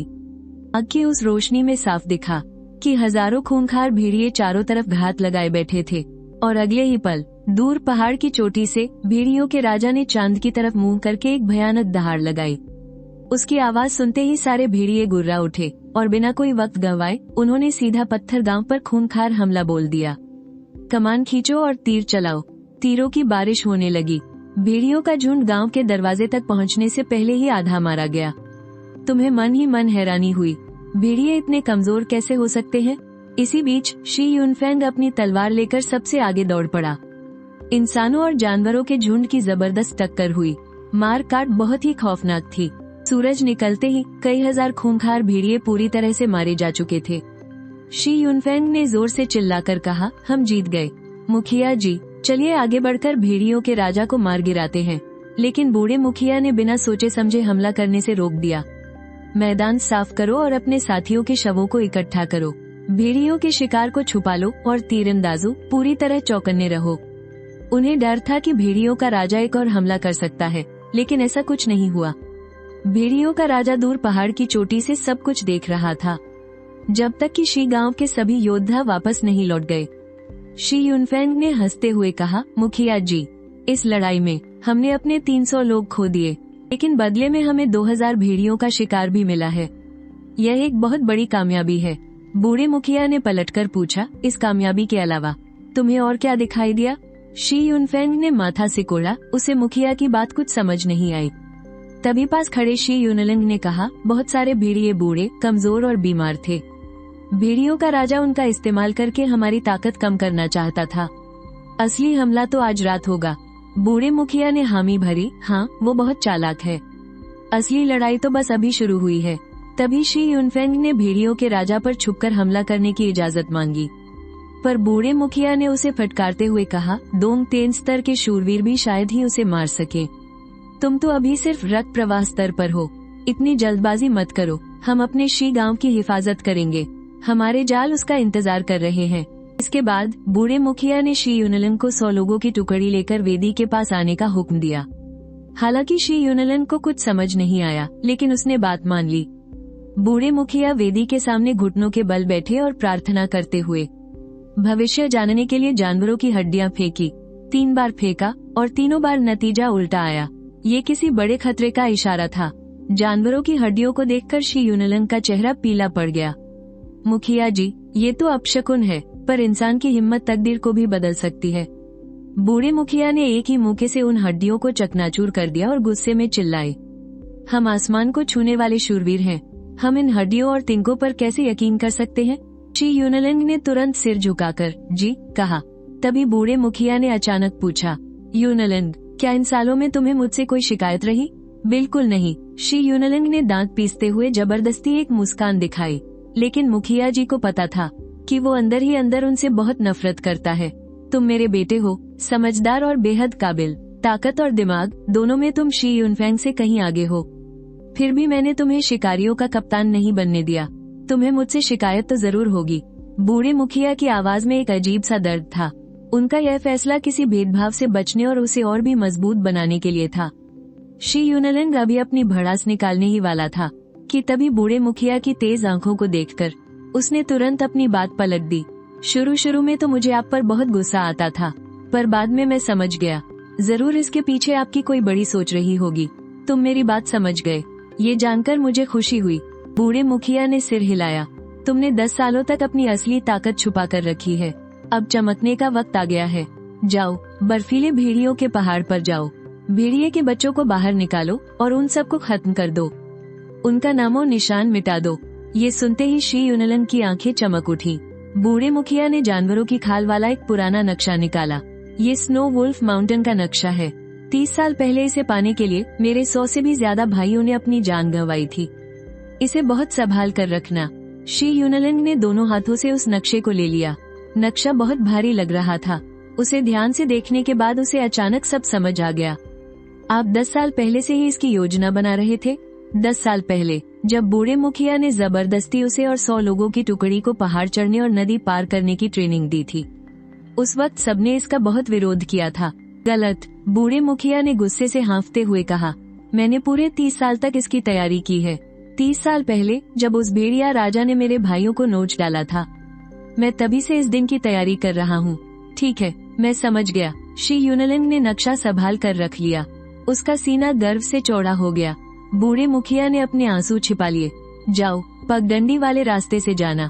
शी यूनलिंग पक्के इरादे के साथ मुड़ा, लेकिन अभी कुछ ही कदम चला था कि बूढ़े मुखिया ने उसे रोक लिया।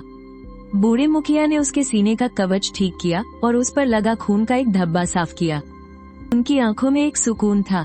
शी यूनलिंग तुरंत घुटनों के बल गिरा और उनके सामने अपना सिर झुकाया। पिताजी, आपका बेटा जा रहा है। पिछले 10 सालों में पहली बार उसने उन्हें पिता कहकर पुकारा था। सिर झुकाने के बाद वो बिना पीछे देखे वहाँ से चला गया। बूढ़ा मुखिया बस उसे जाते हुए देखता रहा। वो काफी देर तक वहीं खड़े रहे। इस सफर में मौत का खतरा बहुत ज्यादा था। शायद ये उनकी आखिरी विदाई थी। तभी अचानक खूंखार भेड़ियों की भयानक दहाड़े गूंज उठी। 1-2 आवाजों से शुरू होकर वो दहाड़े एक साथ मिलकर पूरे स्टोन विलेज के चारों ओर गूंजने लगी। ये सुबह का वक्त था और सभी योद्धा खाना खाने की तैयारी कर रहे थे। वे सब एकदम आराम के मूड में थे, लेकिन भेड़ियों का झुंड हमला करने वाला था। मुखिया जी, भेड़िए हमला करने वाले हैं, शी यूनफेंग ने जोर से चिल्लाकर कहा। ये सच में बहुत अजीब था। भेड़िए तो हमेशा रात के अंधेरे में छिपकर हमला करते हैं, फिर वे अपना ये फायदा छोड़कर दिन के उजाले में क्यों आ रहे हैं? घबराते क्यों हो? बूढ़े मुखिया के चेहरे पर जरा भी डर नहीं था। दिन में हमला करने से हम भेड़ियों को साफ साफ देख सकते हैं, ये तो हमारे लिए और भी अच्छा है। लेकिन जब उन्होंने भूखे प्यासे और बिना खाना खाए योद्धाओं को देखा तो उनके मन में भी एक हल्का सा डर बैठ गया। तभी एक भेड़िए की रोंगटे खड़े कर देने वाली तेज दहाड़ गूंजी, जिससे योद्धाओं के दिल दहल गए। सफेद भेड़िया राजा शी युनफेंग ने कुछ ही दूरी पर इशारा करते हुए जोर से चिल्लाया। वहाँ एक विशालकाय भेड़िया राजा खड़ा था, जिसके सिर पर सफेद बालों का एक गुच्छा था और वो चुपके से स्टोन विलेज के बिल्कुल पास आ पहुंचा था। बूढ़े मुखिया की आंखें गुस्से से लाल हो गईं और वो बिना पलक झपकाए उस सफेद भेड़िए को घूरने लगे। आप साफ महसूस कर सकते थे कि उन दोनों के बीच एक बहुत पुरानी और गहरी दुश्मनी थी। 30 साल पहले बूढ़े मुखिया गांव के सबसे महान योद्धा थे और वो सफेद भेड़िया राजा सबसे खूंखार लीडर हुआ करता था। उस वक्त की जंग में खून की नदियां बह गई थी और अब 30 साल बाद एक इंसान और एक भेड़िया दोनों फिर से आमने सामने थे। ये उनकी जिंदगी की आखिरी जंग होने वाली थी। मेरे पुराने दुश्मन, पहले मेरी तरफ से ये तोहफा कबूल कर। बूढ़े मुखिया ने हड्डियों से बना अपना विशाल धनुष खींचा और उनकी नसें तंग गई। धनुष पर बने रहस्यमयी जादुई चिन्ह चमकने लगे और उनके खून की 3 बूंदें आग की तरह जल उठी। उनके शरीर से एक भयंकर ऊर्जा निकलने लगी और पूरा युद्ध का मैदान अचानक से शांत हो गया। हर इंसान और हर भेड़िए ने अपनी सांसें रोक ली और उस तीर को देखने लगे। तभी उस सफेद भेड़िया राजा ने गुस्से से एक भयानक दहाड़ मारी। उसके शरीर के सारे बाल खड़े हो गए और उसकी आंखों से जादुई चिन्हों वाली एक तेज रोशनी फूट पड़ी। फिर उसने पूरी ताकत से छलांग लगाई, जिससे उसके आसपास के सारे पत्थर चूर चूर हो गए। बूढ़े मुखिया ने अपना धनुष 1 इंच और खींचा और उनके पैरों के नीचे की वेदी दरकने लगी। हड्डियों से बना वो मोटा और खतरनाक तीर हवा को चीरते हुए निकला और सीधा उस सफेद भेड़िया राजा के सिर की तरफ बढ़ गया। तेज रफ्तार से दौड़ते हुए सफेद भेड़िया राजा ने अचानक अपना शरीर थोड़ा सा घुमाया और बड़ी ही मुश्किल से उस जानलेवा वार से बच निकला। हड्डी का वो तीर एक बड़ी चट्टान में जा धंसा और बस उसका छोटा सा पिछला हिस्सा ही बाहर रह गया। सफेद भेड़िया राजा रुका और उसने अपना पंजा उस हड्डी के तीर पर रख दिया, जैसे वो मजाक उड़ा रहा हो। फिर उसकी एक भयानक दहाड़ के साथ विशाल शरीर वाले सैकड़ों सफेद भेड़िए वहां आ गए और दहाड़ते हुए उन्होंने हमला कर दिया। वो एक भयानक सफेद सैलाब की तरह जमीन पर छा गए, जिसे देखकर हर कोई दहशत में आ गया। तो सफेद भेड़िया राजा अपने झुंड से स्टोन विलेज के लोगों को डराना चाहता था। तीर कमान खींचो, बूढ़े मुखिया ने जोर से चिल्लाकर कहा। बहुत ज्यादा थकने की वजह से उनके हाथ हल्के हल्के कांप रहे थे। उन्होंने तीर छोड़ने का हुक्म देने में देर की। वो सफेद भेड़ियों के पास आने का इंतजार कर रहे थे। फिर उन्होंने जोर से अपना हाथ हिलाया। चलाओ तीर। तीरों की बारिश हो गई, लेकिन उन सफेद भेड़ियों की खाल बहुत मोटी थी। ज्यादातर तीर बस उनकी ऊपरी खाल को ही छील पाए, कुछ ही तीर उनकी आंखों में जा लगे। इससे उनका हमला बिल्कुल भी नहीं रुका। मेरे भाइयों, हमला करो। शी युनफेंग ने खून से सनी अपनी लंबी तलवार हवा में उठाई और जोर से दहाड़ा। अगले ही पल स्टोन विलेज के लड़ाके काले कवच पहनकर आगे बढ़े। एक तरफ काले और दूसरी तरफ सफेद सैलाब आपस में टकरा गए। एक बेहद खौफनाक और खूनी जंग शुरू हो गई। शी युनफेंग पूरी ताकत के साथ लड़ते हुए आगे बढ़ रहा था, लेकिन उसके पीछे आ रहे भाई कम होते जा रहे थे। वो धीरे धीरे सफेद भेड़ियों के झुंड में घिरते गए। तीरंदाजों, तीर चलाओ, बूढ़े मुखिया ने हुक्म दिया। लाल रंग की उस अजीब चट्टान पर ऊंचाई पर खड़े तीरंदाजों ने तीर चलाना शुरू कर दिया। हालांकि उनके तीर भेड़ियों की कमजोर जगहों पर लग रहे थे, लेकिन भेड़िए बहुत ज्यादा थे। तीर कम पड़ने लगे थे। वो इस हमले को बिल्कुल नहीं रोक पा रहे थे। जल्दी सफेद भेड़ियों का झुंड गांव के दरवाजे तक पहुंच गया। अगर वो लाल चट्टान बीच में न होती तो वो कब का गांव के अंदर घुसकर अपनी दावत उड़ा रहे होते। आमने सामने की लड़ाई अब खत्म हो गई थी। 1000 से भी ज्यादा लड़ाकों में से ज्यादातर मारे जा चुके थे। सफेद भेड़िया राजा लाशों को रौंदता हुआ पास आया। उसने अपनी पूंछ से बूढ़े मुखिया के चलाए हुए उस हड्डी के तीर को चकनाचूर कर दिया और बड़ी ही अकड़ के साथ वेदी पर खड़े मुखिया को घूरने लगा। उस चट्टान पर खड़े तीरंदाज अब भी तीर चला रहे थे। लगातार कमान खींचने की वजह से कुछ लोगों की ताकत जवाब दे गई थी, यहाँ तक कि उनके हाथ सुन्न पड़ गए थे। सफेद भेड़िया राजा तीरों की इस बारिश से चिढ़ गया। उसने गुस्से से एक दहाड़ लगाई। उसका इशारा समझते ही कुछ खूंखार भेड़िए दौड़कर उस लाल चट्टान पर चढ़ गए और चट्टान पर मौजूद सभी तीरंदाजों को नोच नोच कर मार डाला। वापस आ जाओ, गांव में वापस लौटाओ, बूढ़े मुखिया ने जोर से चिल्लाकर कहा। ये मेरा हुक्म है। तीरंदाजा पीछे नहीं हटना चाहते थे, लेकिन उन्हें ये हुक्म मानना ही पड़ा। उनके पीछे उनका प्यारा स्टोन विलेज था। वो यूं ही अपनी जान कुर्बान नहीं कर सकते थे। बूढ़े मुखिया ने खुद कमान संभाली और गांव के अंदर मौजूद तीरंदाजों को पीछे हट रहे लोगों को कवर करने का हुक्म दिया। सफेद भेड़िया राजा ने एक और दहाड़ लगाई। वो चट्टान के बगल से होते हुए हमला करने की तैयारी में था, लेकिन तभी उस लाल चट्टान में अचानक भयंकर आग लग गई और चट्टान के ऊपर खड़े भेड़िए पल भर में आग के गोलों में बदल गए और देखते ही देखते राख बन गए। बहुत बढ़िया, रक्षक देवता ने हमारी पुकार सुन ली। बूढ़े मुखिया जोर जोर से हंसने लगे। लेकिन तुम्हारा इस तमाशे को देखने का कोई इरादा नहीं था। तुमने सीधा अपनी जड़ों को उस लाल चट्टान पर लपेटा और उसे हवा में ऊंचा उठा लिया और पूरी ताकत से उसे भेड़ियों के झुंड पर दे मारा। एक जोरदार धमाका हुआ। दर्जनों सफेद भेड़िए कुचलकर कीमा बन गए और जो बचे थे वो आग में जलकर खाक हो गए। स्टोन विलेज के लोग और भेड़ियों का झुंड दोनों हक्के बक्के रह गए। किसी ने भी आज तक ऐसा हमला नहीं देखा था। तुम्हें चट्टान पटकने में और मजा आने लगा। तुमने अपनी जड़ों से उस चट्टान को हवा में घुमाना शुरू कर दिया। हर एक वार से दर्जनों और सैकड़ों की तादाद में सफेद भेड़िए मारे जा रहे थे। उस चट्टान की आग और भी तेज होती जा रही थी, लेकिन तुम्हारी जड़ों को एक खरोंच तक नहीं आई, क्योंकि जड़ों में से एक गाढ़ा तरल पदार्थ निकल रहा था। अगर कोई एक जड़ आग से जलकर टूट भी जाती तो तुरंत उसकी जगह नई जड़ निकल आती। वो जादुई पत्थर अब सिर्फ तुम्हारा हथियार है। तुम्हारा निशाना तो हमेशा से वो सफेद भेड़िया राजा ही था। वो बार बार करीब आता रहा और अब वो भेड़िया राजा पूरी तरह से तुम्हारे हमले की जद में आ चुका है। तुमने उस जादुई पत्थर को उठाया, उसे हवा में तेजी से घुमाया और फिर पूरी ताकत से दे मारा। वो पत्थर किसी तोप के गोले की तरह सीधा सफेद भेड़िया राजा के सिर की तरफ बढ़ा और भेड़िया राजा ने तुरंत खतरे को भांप लिया। उसके रोंगटे खड़े हो गए, शरीर से सुनहरी चमक उठी और वो हवा के झोंके की तरह वहां से गायब हो गया। धड़ाम, एक जोरदार धमाके के साथ उस पत्थर ने एक छोटी पहाड़ी को चकनाचूर कर दिया। वहां एक विशाल गड्ढा बन गया और जो सफेद भेड़िए भागने में धीमे रहे वो पूरी तरह कुचले गए। सफेद भेड़िया राजा कुछ ही दूरी पर खड़ा था। उसकी आंखें फटी रह गईं और उनमें साफ खौफ दिख रहा था। साफ था कि उसे पंगा लेने का पछतावा हो रहा था और तुम्हें भी थोड़ी निराशा हुई। तुम्हारी मजबूत जड़ों के हमले की पहुंच सिर्फ 1 किलोमीटर तक ही थी। तुम केवल गांव के प्रवेश द्वार के आसपास ही अपना कमाल दिखा सकते थे। बहुत खूब, बहुत खूब। बूढ़े मुखिया खुशी से जोर जोर से हंसने लगे। तुम्हारी और उस जादुई पत्थर की इस जुगलबंदी ने पल भर में ही हारी हुई बाजी को पलट कर रख दिया था। तुमने 2/3 ताकतवर सफेद भेड़ियों का सफाया कर दिया था, यहाँ तक कि सफेद भेड़िया राजा भी दुम दबाकर भागने पर मजबूर हो गया था। हे पूर्वजों, हम पर कृपा करें, मुझे अपनी दिव्य शक्ति दे।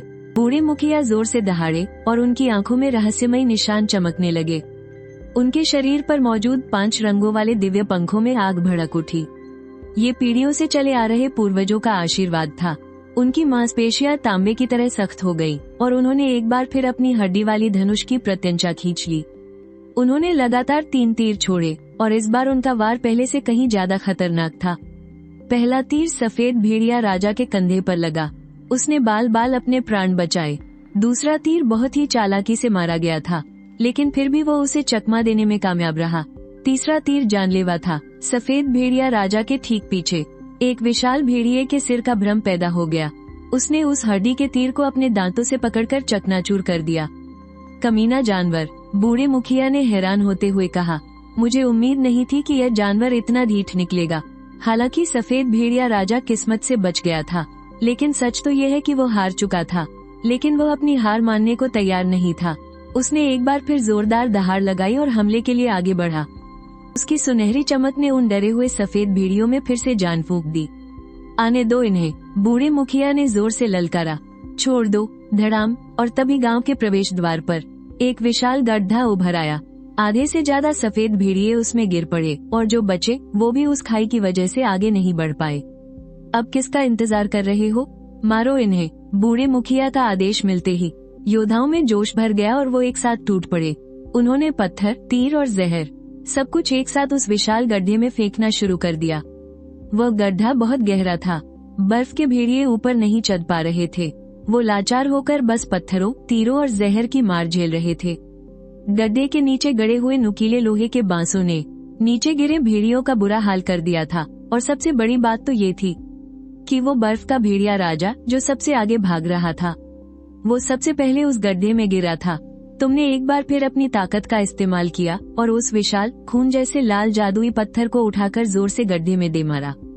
उस पत्थर ने गड्ढे को पूरी तरह से बंद कर दिया और तभी वो जादुई पत्थर धू धू कर जलने लगा। उसने अंदर फंसे भेड़ियों की जिंदगी का नामोनिशान मिटा दिया। बचे खुचे बर्फ के भेड़िए अब बिना सरदार के रह गए थे। उनके बीच पूरी तरह से अफरा तफरी मच गई। मार डालो, बूढ़े मुखिया जोर से गरजे। एक भी बचना नहीं चाहिए, सबको खत्म कर दो। पत्थर गांव के योद्धा अपनी लंबी तलवारें लहराते हुए एक बार फिर टूट पड़े। शी युनफेंग दर्जनों घायल सैनिकों के साथ लाशों के ढेर से बाहर निकला और अपने टूटे फूटे हथियारों के साथ उन भेड़ियों का रास्ता रोककर खड़ा हो गया। खौफ से कांप रहे बर्फ के भेड़िए इधर उधर भागने लगे और उनमें से ज्यादातर योद्धाओं की तलवारों का शिकार बन गए। जो किस्मत से बच निकले थे वो भी तीरों से घायल हो चुके थे। उनका इस विशाल बीहड़ में जिंदा बचना नामुमकिन था। बूढ़े मुखिया खुशी से ठहाके लगाकर हंस पड़े। कबीले की जान पर खेलकर लड़ी गई ये 30 साल पुरानी जंग। स्टोन विलेज जीत गया। फिर तुम्हारी जड़ों ने उस लाल चमत्कारी पत्थर को खींचकर ऊपर उठाया।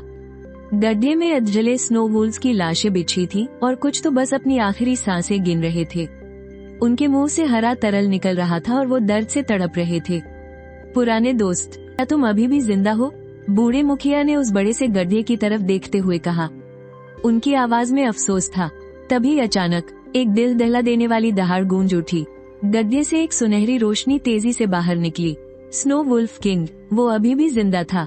उसके शरीर के सारे बाल जल चुके थे, बस उसकी सुनहरी खाल ही बची थी। वो दिखने में थोड़ा अजीब और मजाकिया लग रहा था। पुराने दोस्त, बूढ़े मुखिया ने आह भरते हुए कहा, तुम तो कमजोर हो गए हो। स्नो वुल्फ किंग ने दहाड़ते हुए बूढ़े मुखिया पर हमला कर दिया। मुखिया ने तुरंत अपनी कमान खींची और एक साथ 3 तीर छोड़ दिए। इतने करीब से तीनों तीर सीधे निशाने पर लगे। एक हड्डी का तीर तो उसके पंजे को चीरता हुआ चट्टान में जा धंसा, जिससे वो वहीं जकड़ गया। लेकिन फिर भी स्नो वुल्फ किंग हार मानने को तैयार नहीं था और गुस्से से गुर्रा रहा था। बूढ़े मुखिया ने अपना धनुष नीचे रखा, अपनी हड्डी वाली छुरी निकाली और धीरे धीरे उसके करीब जाने लगे। वो अपने इस पुराने दुश्मन को अपने ही हाथों से खत्म करना चाहते थे। लेकिन अगले ही पल स्नो वुल्फ किंग ने अपना ही पंजा चबा डाला और खुद को आजाद कर लिया।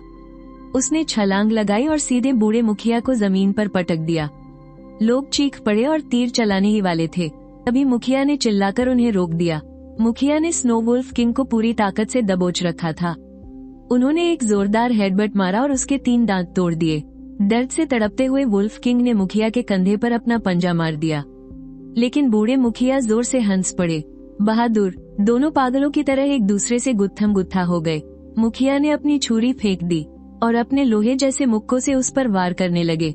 आखिरकार एक जोरदार मुक्के से उन्होंने स्नो वुल्फ किंग का दिल चीर दिया। स्नो वुल्फ किंग का शरीर कांप उठा और उसने धीरे धीरे अपने जबड़े ढीले कर दिए और वो मांस के एक लोथड़े की तरह बूढ़े मुखिया के शरीर से नीचे फिसल गया। वो जीत गए थे। जीत की खुशियां जल्द ही आंसुओं और मातम में बदल गई। स्टोन विलेज के 10 में से शायद ही कोई योद्धा जिंदा बचा था। कई परिवार पूरी तरह से उजड़ चुके थे। बूढ़े मुखिया ने एक गहरी आह भरी। उन्होंने लोगों से कहा कि अपनों के शवों को दफनाने के लिए ले जाएं और भेड़ियों की लाशों को खाने और बलि के लिए इकट्ठा कर लें। इसके बाद उन्होंने घुटनों के बल बैठकर तीनों संरक्षक देवों को शुक्रिया अदा किया। मुखिया ने बताया कि इस लड़ाई में हमारा बहुत बड़ा नुकसान हुआ है और विनती की कि वादे के मुताबिक असली खून की 3 बूंदें चढ़ाने के लिए उन्हें थोड़ा और वक्त दिया जाए। विलो ट्री स्पिरिट शांत थी, उसने कोई प्रतिक्रिया नहीं दी। तुम भी बस चुपचाप सब देख रहे थे। लेकिन वो लाल चमत्कारी पत्थर गुस्से से सुलगने लगा। उसकी लपटें आसमान छूने लगी। ये देखकर तुमने तुरंत अपनी जड़ों से उसे जकड़ा और सीधा गांव के दरवाजे पर पहरा देने के लिए फेंक दिया।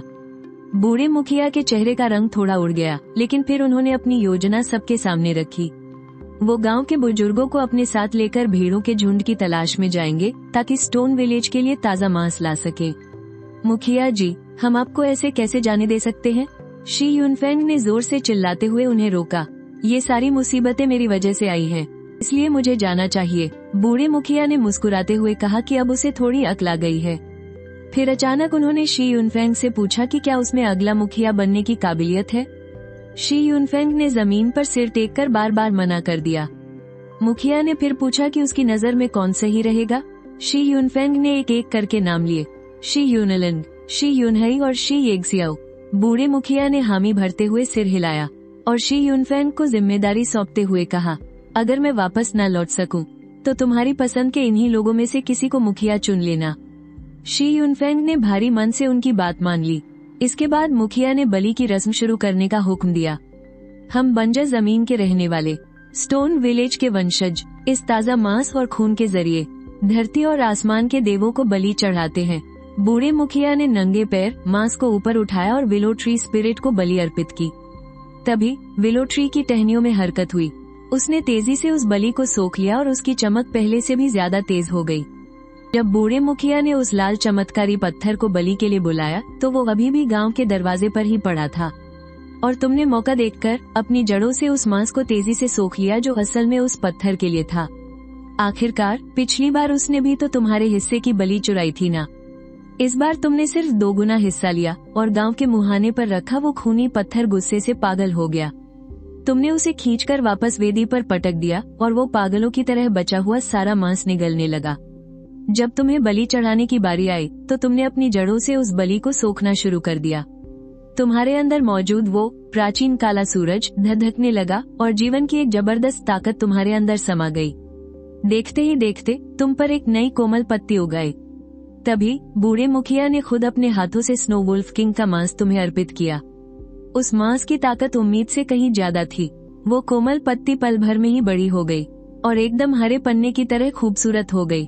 तभी बूढ़े मुखिया ने स्नो वुल्फ किंग का दिल तुम्हारे सामने रख दिया। तुमने उसे एक ही पल में सोख लिया और एक भयानक ऊर्जा तुम्हारे रग रग में दौड़ गई। तुम्हारी उस दूसरी पन्ने जैसी पत्ती पर खून सी लाल ओस की एक बूंद बन गई, और जैसे ही वो बूंद टपकी तुम्हारे पूरे वजूद में भयंकर दर्द उठने लगा। अनगिनत मरे हुए जीवों की चीखें और भावनाएं तुम्हारे दिमाग में घुसने लगी। अगर तुम्हारे पास ये दिव्य पेड़ का शरीर और प्राचीन काला सूरज न होता तो तुम कब के तबाह हो चुके होते। अभी तुम्हें एहसास हुआ कि अब तुम भटकती हुई आत्माओं को देख सकते हो। अनगिनत बर्फ के भेड़ियों की बुरी आत्माएं हर तरफ मंडरा रही थी और उनका सरदार स्नो वुल्फ किंग की आत्मा अभी भी गुस्से से फुफकार रही थी। तुमने बस एक विचार किया और एक जबरदस्त खिंचाव पैदा हुआ। तुमने अपनी प्रेत जंजीरों से उन सभी भेड़ियों की आत्माओं को जकड़ लिया और खींचकर अपने प्राचीन काले सूरज में धकेल दिया। वो पल भर में ही कुचलकर राख हो गए और उनकी सारी ऊर्जा तुम्हारे दिव्य पेड़ वाले शरीर को मिल गई। इस बार तुम्हारे शरीर पर कोई नई पत्ती नहीं उगी, बल्कि एक बिल्कुल सफेद रंग का फल निकल आया। उस फल में स्नो वुल्फ किंग की वो खूनी और कातिलाना महक थी जो तुम्हारी डाली पर झूल रहा था। ये बहुत ही रहस्यमयी लग रहा था। तुम उलझन में पड़ गए। आखिर इस सफेद प्रेत फल का क्या काम हो सकता है? सफेद भेड़िया आत्मा फल प्राचीन काले सूरज द्वारा भेड़ियों की बुरी आत्माओं को जलाकर बनाया गया एक जादुई फल। इससे जुड़ी सारी जानकारी तुरंत तुम्हारे दिमाग में आ गई। तुम थोड़े हैरान थे। तुम्हें लगा था कि ये भटकती हुई भेड़ियों की आत्माएं बस यूं ही हवा में गायब हो जाएंगी, पर उनसे ऐसी जादुई चीज बन सकती है ये तुमने सोचा भी नहीं था। तुम मन ही मन हिसाब लगाने लगे। क्या ये आत्मा फल पत्थर गांव के किसी ताकतवर योद्धा को खिलाना चाहिए या फिर किसी भेड़िए के बच्चे को ढूंढना सही रहेगा? तुम तुरंत कोई फैसला नहीं कर पाए, लेकिन एक बात तो साफ थी, पत्थर गांव का ताकतवर होना तुम्हारे लिए बहुत फायदेमंद था। जीव जितने ज्यादा ताकतवर होंगे तुम्हें बलि में उतनी ही ज्यादा जीवन ऊर्जा मिलेगी, और उन खूंखार जानवरों का शिकार करने के लिए पत्थर गांव के योद्धाओं का मजबूत होना बहुत जरूरी है, वरना इस गांव का वजूद ही खतरे में पड़ जाएगा। इन्हें दफना दो मेरे बच्चों, बूढ़े मुखिया ने रोते हुए कहा। गांव वाले अपने मारे गए योद्धाओं के शवों को इकट्ठा करने लगे। शुरुआत में तो सब शांत था, लेकिन धीरे धीरे पूरे गांव में रोने और चीखने की आवाजें गूंजने लगी। एक गहरा मातम पूरे पत्थर गांव पर छा गया। मारे गए उन शूरवीरों की आत्माएं धीरे धीरे हवा में उठने लगी। सूरज की रोशनी में वो ऐसे लग रही थी जैसे बस अब मिट ही जाएंगी। क्या ये पुनर्जन्म का सफर था? तुम उनके उस दुख को महसूस कर पा रहे थे। उनके दिलों में अपनों से बिछड़ने का भारी दर्द था। वो जाना नहीं चाहते थे। तभी अचानक तुम्हारा प्राचीन काला सूरज अपने आप चालू हो गया। अनगिनत आत्माओं को बांधने वाली जंजीरें बाहर निकली और उन्होंने सभी योद्धाओं की आत्माओं को जकड़ लिया। मरे हुए शूरवीर अचानक घबरा गए। तुम्हारा दिल भी धक से रह गया। तुमने गुस्से में चीखते हुए कहा, नहीं, ऐसा नहीं हो सकता। ये सब के सब सच्चे और महान शूरवीर हैं। इनका ऐसा अपमान मैं हरगिज नहीं होने दूंगा। तुम किसी भी कीमत पर इन बहादुरों की आत्माओं को उन भेड़ियों की तरह जलने नहीं देना चाहते थे। चाहे इसके लिए तुम्हें कितना भी बड़ा नुकसान क्यों न उठाना पड़े। ये उनके लिए तुम्हारा सम्मान था। लेकिन वो जंजीरें रुकी ही नहीं। पलक झपकते ही सारे योद्धाओं की आत्माएं उस प्राचीन काले सूरज के अंदर खींच गईं। तुम बिल्कुल सुन्न रह गए। तुम्हें कुछ समझ नहीं आ रहा था। जब बर्फ के भेड़ियों को जलाया गया था तो उनकी दर्दनाक चीखें गूंज उठी थी, लेकिन इन योद्धाओं को तो कोई दर्द ही नहीं हो रहा था, बल्कि इसके उलट उन्हें एक सुकून और खुशी मिल रही थी। तभी वूम की एक तेज आवाज हुई और पन्ने जैसे छोटे छोटे फल उगने लगे। योद्धाओं की आत्मा के बीज। इनमें योद्धाओं का कभी हार न मानने वाला जज्बा है। इन्हें बोने पर ये विशाल पेड़ों में बदल जाएंगे और आने वाली पीढ़ियों की रक्षा करेंगे। ये तुम्हारी चेतना से भी जुड़ सकते हैं और तुम्हारी आंखें और कान बन सकते हैं। यहाँ तक कि ये अपने वंशजों के सपनों में जाकर उन्हें अपना तजुर्बा भी दे सकते हैं। तुमने एक एक करके उन आत्मा बीजों से बात की। अगर वो दोबारा जन्म लेना चाहते हैं तो उन्हें आजाद कर दो। लेकिन किसी ने भी इनकार नहीं किया। उन सब ने हमेशा के लिए शी गांव की रक्षा करना चुना। जाओ, तुमने वो बंधन खोल दिए। हर एक बीज से हरी चमक उठने लगी और वो अपने आप शी गांव में हर जगह बोए गए। अपने घरों के दरवाजों पर, छोटी झील और नदी के किनारे, अखाड़े में और पूर्वजों के मंदिर के पास। ये वो जगह थी जहां उनके जीते जी की खूबसूरत यादें बसी थी। चमकती रोशनी धीरे धीरे गायब हो गई। शी गांव के लोग ये देखकर हैरान रह गए कि हर तरफ विशाल पेड़ उगाए हैं। पेड़ों की घनी छांव ने पूरे गांव को ढक लिया, जिससे शी गांव अब और भी सुरक्षित और छिपा हुआ हो गया। उन्हें जल्द ही अपनों के एहसास महसूस होने लगे। वो उन पेड़ों के गले लगकर फूट फूट कर रोने लगे।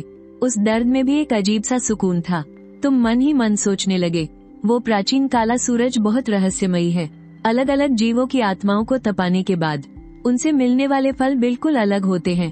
ताकतवर आत्माओं की उस महान ऊर्जा से यकीनन तौर पर और भी शानदार फल मिल सकते हैं। बहुत खूब, ये तो बहुत ही अच्छी बात है। बूढ़े मुखिया ने अपने आंसू पोंछे। उन्होंने मान लिया कि ये जियानमू देववृक्ष का आशीर्वाद है और वो फिर से घुटनों के बल बैठकर प्रार्थना करने लगे। रक्षक देवता, आपका बहुत बहुत शुक्रिया। कृपया हमेशा हमारे शी गांव की रक्षा करना। मैं उम्मीद करता हूँ कि आप तीनों रक्षक देवता हमेशा हमारे गांव को बचाए रखेंगे। वो दिल से ये बात जानते थे कि 3 रक्षक देवताओं का एक साथ होना शी गांव के लिए बहुत किस्मत की बात है। भले ही उनके बीच खुद को बेहतर साबित करने की होड़ क्यों न लगी हो, वो किसी एक को भी जाने नहीं देना चाहते थे। फिर बूढ़े मुखिया ने गहरी सांस लेते हुए कहा, आगे का रास्ता बहुत खतरनाक है, लेकिन आप तीनों रक्षक देवता बेफिक्र रहें। ये बूढ़ा जिंदा रहे या मरे, लेकिन असली खून की वो 3 बूंदें, मैं आपका भरोसा कभी नहीं तोड़ूंगा। बस आप तीनों रक्षक देवता इस कड़ाके की सर्दियां काटने में हमारे शी गांव की मदद करें। उनके इतना कहते ही जियानमू देववृक्ष और बाकी सारे पेड़ अचानक से धधकने लगे। बूढ़े मुखिया अचानक जोर से चीख पड़े। उनका चेहरा पसीने से भीग गया और वो घबराते हुए चिल्लाने लगे, आग, आग। सब लोग हैरान थे। वहाँ तो आग की एक चिंगारी तक नहीं थी। काफी देर बाद बूढ़े मुखिया को समझ आया कि वो महज एक वहम था। ये तो जियानमू देववृक्ष का एक चमत्कार था। उस आग की रोशनी में भीड़ों के झुंड तक पहुंचने का रास्ता छिपा था।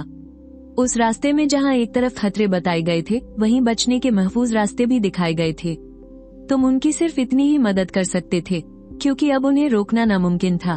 तो तुमने उनका साथ देने का फैसला किया। अब तुम भी काफी ताकतवर हो चुके हो और चमत्कारिक वहम दिखाने के काबिल बन गए हो। बूढ़े मुखिया की खुशी का तो कोई ठिकाना ही नहीं था।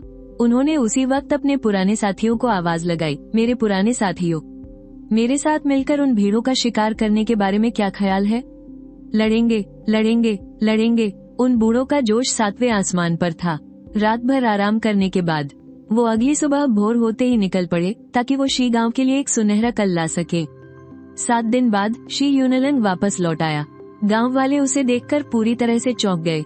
सबको लगा था कि वो और उसके 100 से ज्यादा साथी योद्धा कब के जंग में मारे जा चुके हैं। सिर्फ शी यूनफेंग और कुछ बड़े लोगों को ही पता था कि बूढ़े मुखिया ने उसे भेड़ियों की मांस साफ करने भेजा था। ये सफर कैसा रहा? क्या कुछ हाथ लगा? शी यूनफेंग ने बेताबी से पूछा। बहुत कुछ हाथ लगा है, शी यूनलंग ने मुस्कुराते हुए जवाब दिया। स्नो वुल्फ माउंटेन के सारे भेड़ियों के बच्चों का सफाया कर दिया। सच में? इतनी बड़ी कामयाबी? क्या कोई घायल हुआ या मारा गया? शी यूनफेंग को यकीन ही नहीं हो रहा था। एक भी खरोंच तक नहीं आई। शी यूनलंग ने सीना तानकर बड़े गर्व से कहा, जब हम गए थे तब हम 147 लोग थे, एक भी कम नहीं है। शी यूनफेंग को अभी भी यकीन नहीं हो रहा था और वो खुद गिनने लगा। कुछ देर बाद वो हक्का बक्का होकर बोला, सच में एक भी आदमी कम नहीं है। तुमने ये कमाल किया कैसे? अरे गुरु के पास अपने ही जादुई तरीके हैं। शी यूनलन भाव खाने लगा, मुझे भी सिखाओ ना, आगे से मैं भी भेड़ियों के बच्चों को पकड़ने जाया करूंगा। शी यूनफेंग ने मिन्नतें करते हुए कहा, ना ना बिल्कुल नहीं। शी यूनलन ने सिर हिलाते हुए मना कर दिया, ये मेरा सबसे खास पैतरा है। एक मटका बढ़िया शराब और एक पूरी भुनी हुई भेड़ के बिना तो मैं कुछ नहीं बताने वाला। अरे ओ बदमाश, हमें ही ब्लैकमेल कर रहा है? शी यूनफेंग जोर से हंस पड़ा। ठीक है भाई, ठीक है, आज की दावत मेरी तरफ से। ये सुनते ही सारे योद्धा खुशी से झूम उठे। तभी शी यूनफेंग का चेहरा अचानक गंभीर हो गया। भाइयों, जश्न मनाने से पहले हमारा पहला जाम हमारे उन भाइयों के नाम जो अब हमारे बीच नहीं रहे। पल भर में ही सब शांत हो गए और सभी की आंखों में गहरा दुख छलक उठा। शी यूनलन भी गंभीर हो गया। यूनफेंग भाई, हम एक बहुत जरूरी बात तो भूल ही गए, हमें अपने पवित्र रक्षक देव की पूजा भी तो करनी है। शी यूनफेंग ने हामी में सिर हिलाया, फिर दोनों वेदी के सामने घुटनों के बल बैठ गए और पूरी श्रद्धा से अपना माथा टेका। शी यूनलन धीरे धीरे कुछ बुदाबुदाते हुए अपने मन की सारी उलझने देवता के सामने रखने लगा। फिर अचानक उसने अपने कपड़ों के अंदर से एक छोटा सा सफेद भेड़िया निकाला। इस नन्हे जीव की आंखें एकदम सुनहरी थीं और इसके माथे पर सुनहरे बालों का एक गुच्छा भी था। ये दिखने में बिल्कुल भी मामूली नहीं लग रहा था। शी यूनलन ने कई भेड़ियों के बच्चों का शिकार किया था, लेकिन सिर्फ इसी एक पर उसका हाथ नहीं उठ पाया। उसे खुद भी नहीं पता था कि क्यों, लेकिन तुमने एक ही नजर में इस नन्हे जीव की खासियत को पहचान लिया था। तुम्हारे दिमाग में तुरंत एक नाम गूंजा, सुनहरी आंखों वाला स्नो वुल्फ। इसकी सुनहरी आंखों में जन्म से ही लोगों के दिमाग पर काबू पाने की एक रहस्यमयी ताकत होती है। शी यूनलन का अनजाने में इसके जादू का शिकार होना तो तय ही था। यह नन्हा जानवर जिएगा या मरेगा, इसका फैसला अब हमारे तीनों पवित्र रक्षक देव ही करेंगे। शी यूनलन ने अपने दांत पीसते हुए कहा, तुम्हें इस नन्हे भेड़िए से कोई नफरत नहीं थी। लोग कहते हैं कि भेड़ियों को कभी वफादार नहीं बनाया जा सकता, पर असलियत कुछ और ही है। सुनहरे बालों वाले स्नो वुल्फ का खून स्नो वुल्फ राजा से भी ज्यादा महान होता है। अगर इसे अच्छे से पाला पोसा जाए तो यह आगे चलकर स्टोन विलेज का एक बहुत बड़ा हथियार बन सकता है। इसे जिंदा छोड़ देने में कोई बुराई नहीं है। तुम्हारे इतना कहते ही अचानक विलो पेड़ की एक हरी भरी टहनी उस नन्हे भेड़िए के सिर पर आकर झुकी। शुरू में तो सबको लगा कि ये महज हवा का झोंका है, लेकिन कुछ ही पलों में उन्हें सच्चाई समझ आ गई। ये खुद विलो देव की टहनी थी जो उसे बड़े प्यार से सहला रही थी। उस नन्हे भेड़िए ने भी इस अपनेपन को महसूस किया और वो उस टहनी से लिपटकर जमीन पर लोटपोट होकर खेलने लगा। बहुत दिलचस्प, तुम भी काफी हैरान थे। किसी ने सपने में भी नहीं सोचा था कि विलो देव एक जंगली भेड़िए के बच्चे को अपना लेंगे। शी यूनलन तो खुशी के मारे जोर जोर से हंसने लगा। विलो देव ने इसे अपना लिया है। उसे तो पहले से ही इस नन्ही सी जान से लगाव हो गया था और अब जाकर उसने चैन की लंबी सांस ली। वो नन्हा भेड़िया खुशी से वेदी पर खड़ा हुआ और आसमान की तरफ मुंह करके गुर्राने लगा। उसकी वो प्यारी और बचकानी आवाज सुनकर वहाँ मौजूद हर कोई हंस पड़ा। तुमने पहले सोचा था कि वो पेल वुल्फ स्पिरिट फ्रूट कबीले के योद्धाओं को दे दोगे, लेकिन अब तुमने अपना इरादा बदल लिया।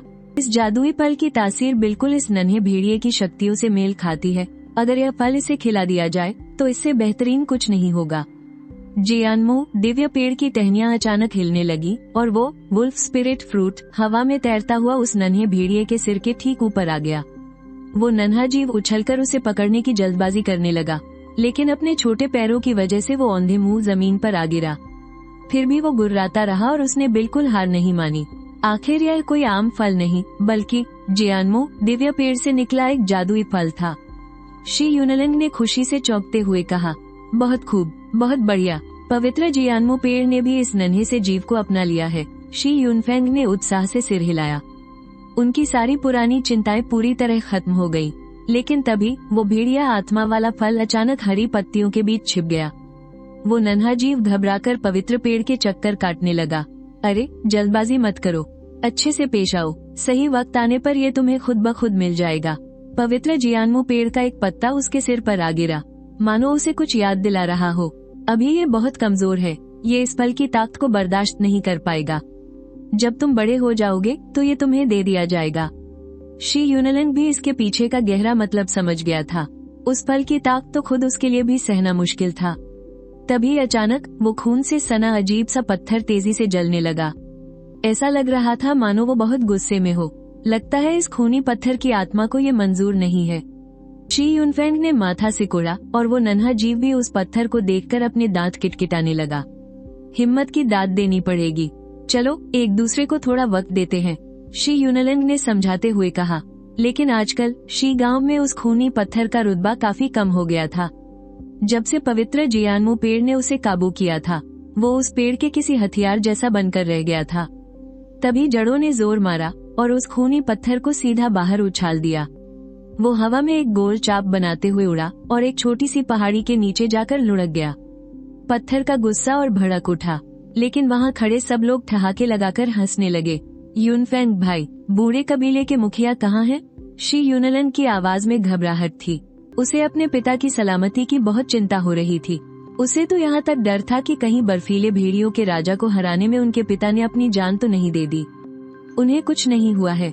शी युनफेंग ने ना में सिर हिलाया। बूढ़े मुखिया ने उस बर्फीले भेड़िए के राजा से खाली हाथ लड़ाई की थी।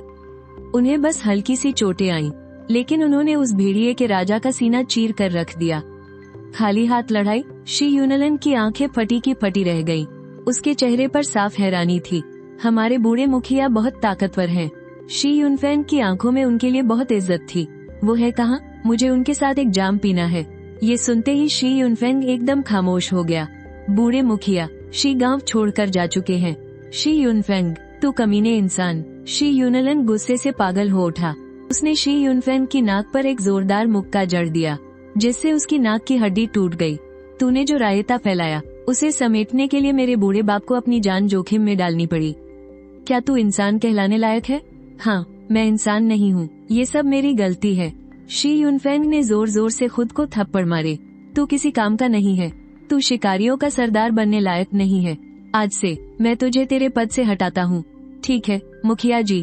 तूने क्या कहा? शी युनलन हक्का बक्का रह गया। शी युनफेंग ने आगे कहा, बूढ़े मुखिया ने अपना पद तुम्हें सौंप दिया है, चाहे वो वापस आए या न आए। अब तुम ही हमारे नए मुखिया हो। शी युनलन का शरीर कांप उठा। उसका दिल दुख और पछतावे से भर गया। वो हमेशा यही समझता रहा कि उसके पिता जानबूझकर उसे नीचा दिखाते हैं, लेकिन आज उसे सच्चाई समझ आ गई थी। ये सब तो बस उसे मजबूत बनाने के लिए उसके पिता का एक इम्तिहान था। मुखिया जी, अभी बहुत सारे काम हैं जिन्हें आपको संभालना है, शी युनफेंग ने समझाते हुए कहा। भाड़ में जाओ तुम सब। मुझे नहीं बनना कोई मुखिया वुखिया। मैं अपने पिता को बचाने जा रहा हूँ। शी युनलन ने अपना भाला उठाया और वो 100 लोगों की टीम लेकर वहाँ से निकलने ही वाला था। तुम ऐसे नहीं जा सकते। शी युनफेंग ने रास्ता रोक लिया। क्या तुम मुझे रोक पाओगे? शी युनलन ने गुस्से से घूरा और 100 लोगों की टुकड़ी ने भी अपने भाले उठा लिए। तुम नहीं जा सकते, बूढ़े मुखिया ने भी मना किया है। शी युनफेंग अपनी बात पर अड़ा रहा। और अगर मैं फिर भी जाना चाहूँ तो फिर मुझे बुरा मत कहना। शिकारियों की टुकड़ी कहाँ है?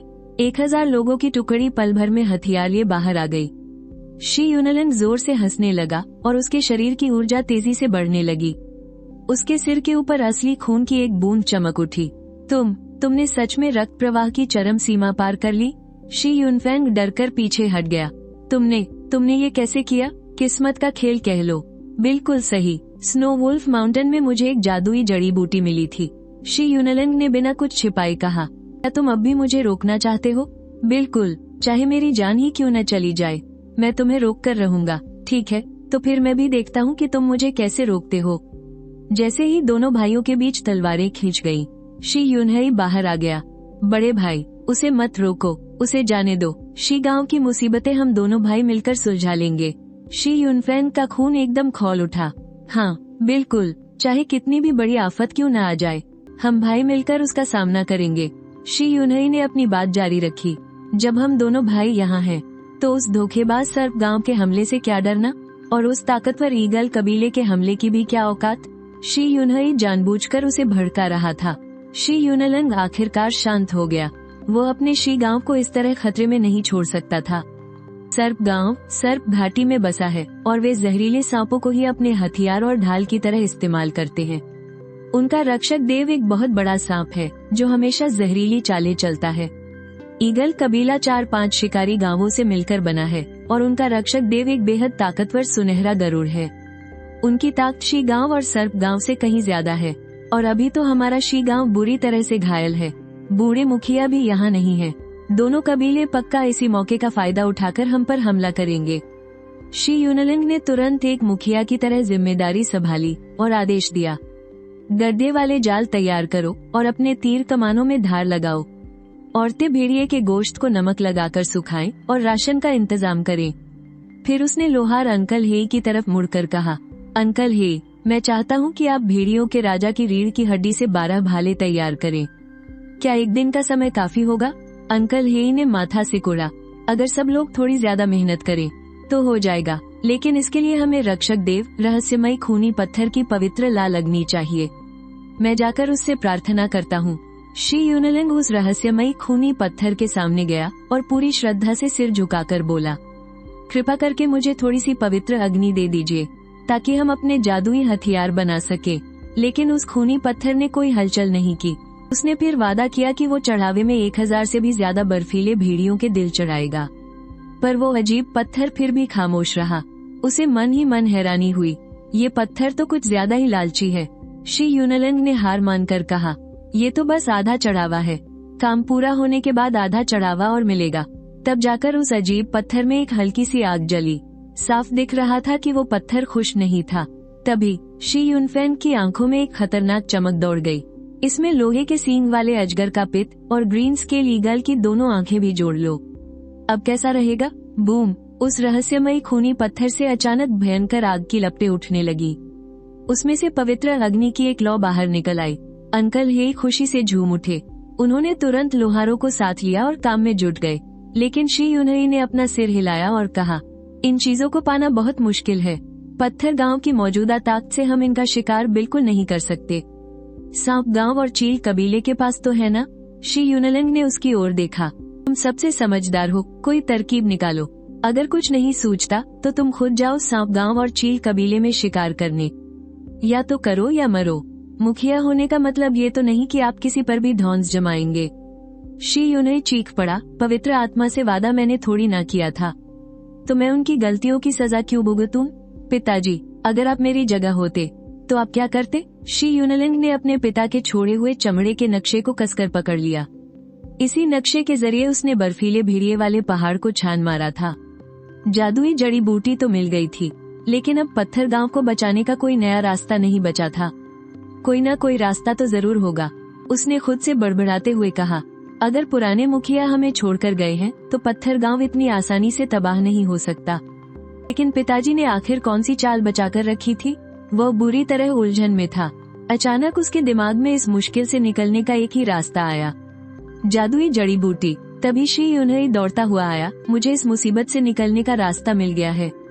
कैसा रास्ता? चील कबीले और सांप गांव को मुकाबले के लिए न्योता देना। अगर तुम अपने चरम रक्त स्तर की ताकत से लड़ोगे तो वे पक्का डरकर कांप उठेंगे। शी यूनलिंग ने हामी भरते हुए सिर हिलाया। हम तरकीब तो बुरी नहीं है, तो फिर परम पावन आत्मा से शकुन अपशकुन पूछकर हम अपनी चाल चल सकते हैं। इसके बाद वे दोनों पवित्र आत्मा के सामने पहुँचे। शी यूनलिंग घुटनों के बल बैठकर प्रार्थना करने लगा, पर असल में वो नकली जड़ी बूटी से दोनों कबीलों को फंसाने की अपनी चाल के लिए मदद मांग रहा था। अचानक जियानमू का जादुई पेड़ और पत्थर गांव के सारे पेड़ धधकती आग की लपटों में घिर गए। आसमान तक लाल हो उठा। शी यूनलिंग खौफ से चिल्लाया, लेकिन शी यूनही का चेहरा एकदम सुन्न था। आग कहाँ है? ओह, तो ये सिर्फ एक वहम था। शी यूनलिंग पसीने से तरबतर हो गया था, लेकिन अंदर से वो खुशी से पागल हो रहा था। यह कोई चमत्कार है, इसके अंदर सच में असली जादुई जड़ी बूटी है। ये किसी को भी चरम रक्त स्तर का महान योद्धा बना सकती है। तुम जानवरों के झुंड और जड़ी बूटी का पता लगा सकते हो। बस यही एक चीज है जिसमें तुम उसकी मदद कर सकते हो। बाकी वो अपनी बाजी कैसे खेलता है, नतीजा क्या होगा, ये तो अब बस उस पर और ऊपर वाले की मर्जी पर निर्भर है। हाँ हाँ हाँ, पवित्र आत्मा मेरे साथ है, किस्मत मेरे साथ है। शी यूनलिंग जोर से हंसा। उसने शी यूनही को खींचकर उठाया। चलो सांप गांव चलते हैं, मैं खुद उन्हें महान बीहड़ की जादुई जड़ी बूटी ढूंढने का न्योता दूंगा। शी यूनही ने घबराकर उसे रोका। अरे रुको, एक कबीले के मुखिया को ऐसे बिना सोचे समझे नहीं जाना चाहिए। अगर उन्होंने आपको बंदी बना लिया तो? धत तेरे की, डरने की क्या बात है? वो 2 कौड़ी के बड़े बड़े कीड़े मेरा क्या बिगाड़ लेंगे? शी यूनलिंग ने गुर्राते हुए कहा। इसके तुरंत बाद दोनों ने गांव में जरूरी हिदायतें दी और अकेले ही सांप गांव की तरफ निकल पड़े। कई दिनों के मुश्किल सफर के बाद वो सांप घाटी के दरवाजे पर पहुंच गए। घाटी के बाहर घनी बेलें फैली थी और जहरीले हरे सांप इधर उधर रेंग रहे थे, जो बेहद खतरनाक थे। लेकिन उन दोनों ने अपने शरीर पर गंधक का लेप लगा रखा था, जिससे सारे सांप उनसे दूर भाग रहे थे। शी यूनलंग ने जोर से आवाज लगाई, पत्थर गांव का मुखिया शी यूनलंग मिलने आया है। लगातार 2 बार चिल्लाने के बाद कुछ हलचल हुई और अनगिनत बेलें कांपने लगी। सारे सांप घबराकर भागने लगे। ऐसा लग रहा था जैसे कोई खौफनाक चीज पास आ रही है। सांप, बाप रे, इतने सारे सांप! शी यूनही डरकर शी यूनलंग के पीछे छिप गया। शी यूनलंग हंसने लगा, बढ़िया है, आज तो मजेदार दावत होगी। उसके इतना कहते ही पानी की बाल्टी जितना मोटा एक लोहे के सींग वाला सांप तेजी से झपटा और उसने उसे कसकर जकड़ लिया। शी यूनलंग अपनी जगह से टस से मज नहीं हुआ। उसके रग रग से खून खौलाने वाली चरम शक्ति फूट रही थी। लोहे की सींग वाला वो सांप अब उसे कसकर जकड़ नहीं पा रहा था। भागता है या नहीं यहाँ से? वो गुस्से से दहाड़ा, जिससे वो सींग वाला सांप और भी भड़क गया। सांप का खूंखार रूप सामने आ गया, लेकिन शी यूनलंग जोर जोर से ठहाके लगाकर हंसने लगा। उसने सांप को दबोचा और बेरहमी से उसका मांस नोच कर खा लिया। दर्द के मारे सांप का शरीर तड़प उठा। उसकी जकड़ की ताकत एकदम कम हो गई। भतीजे, ये पागलपन बंद करो। अचानक पीछे से एक भारी आवाज गूंजी। वो सफेद बालों वाले शेशानकुई थे, सांपों के गांव के दूसरे मुखिया। वो सांप के सिर पर पैर रखे हुए वहां मौजूद थे। अरे शे चाचा, आप अभी मरे नहीं? शी यूनलंग ने मुस्कुराते हुए ताना मारा। नालायक लड़के, मेरे काले को छोड़ दो। शेशानकुई ने बिना कोई भाव दिखाए एकदम सपाट आवाज में कहा। ये तो खुद ही मुझसे चिपक कर बैठा है, छोड़ने का नाम ही नहीं ले रहा। शी यूनलंग ने जानबूझकर चिढ़ाते हुए कहा, जबकि सच तो ये था कि उसने खुद सांप की कमजोर नस मरोड़ रखी थी। क्या तुम यहाँ मुझसे लड़ने आए हो? शेशानकुई ने भड़कते हुए कहा। अगर बात यही है तो ये बूढ़ा तुम्हारे छक्के छुड़ाने को तैयार है। ही। शी यूनलंग ने उस विशाल अजगर को आजाद किया और ठहाका मारते हुए बोला, मैं तो यहाँ बस मजेदार सांप का सूप पीने आया था। टूटते ही वो सांप अपनी जान बचाकर ऐसे भागा जैसे मौत के मुंह से निकला हो। शेशानकुई का चेहरा गुस्से से पीला पड़ गया। सांपों के गांव में सांप को खाना सबसे बड़ा पाप माना जाता है। ऐसे में कोई सांप का सूप भला कैसे पी सकता है? अगले ही पल वो एक खौफनाक मुस्कान के साथ हंसा और अचानक पहले वाले सांप से भी कहीं ज्यादा बड़ा और खूंखार एक विशाल अजगर वहां आ धमका। उसका सिर किसी छोटे पहाड़ जितना विशाल था। मेरे प्यारे भतीजे, अगर इसने तुम्हें जिंदा निगल लिया तो समझो पत्थरों के गांव का एक और होनहार चिराग बुझ जाएगा। लेकिन शी यूनलंग के चेहरे पर जरा भी खौफ नहीं था।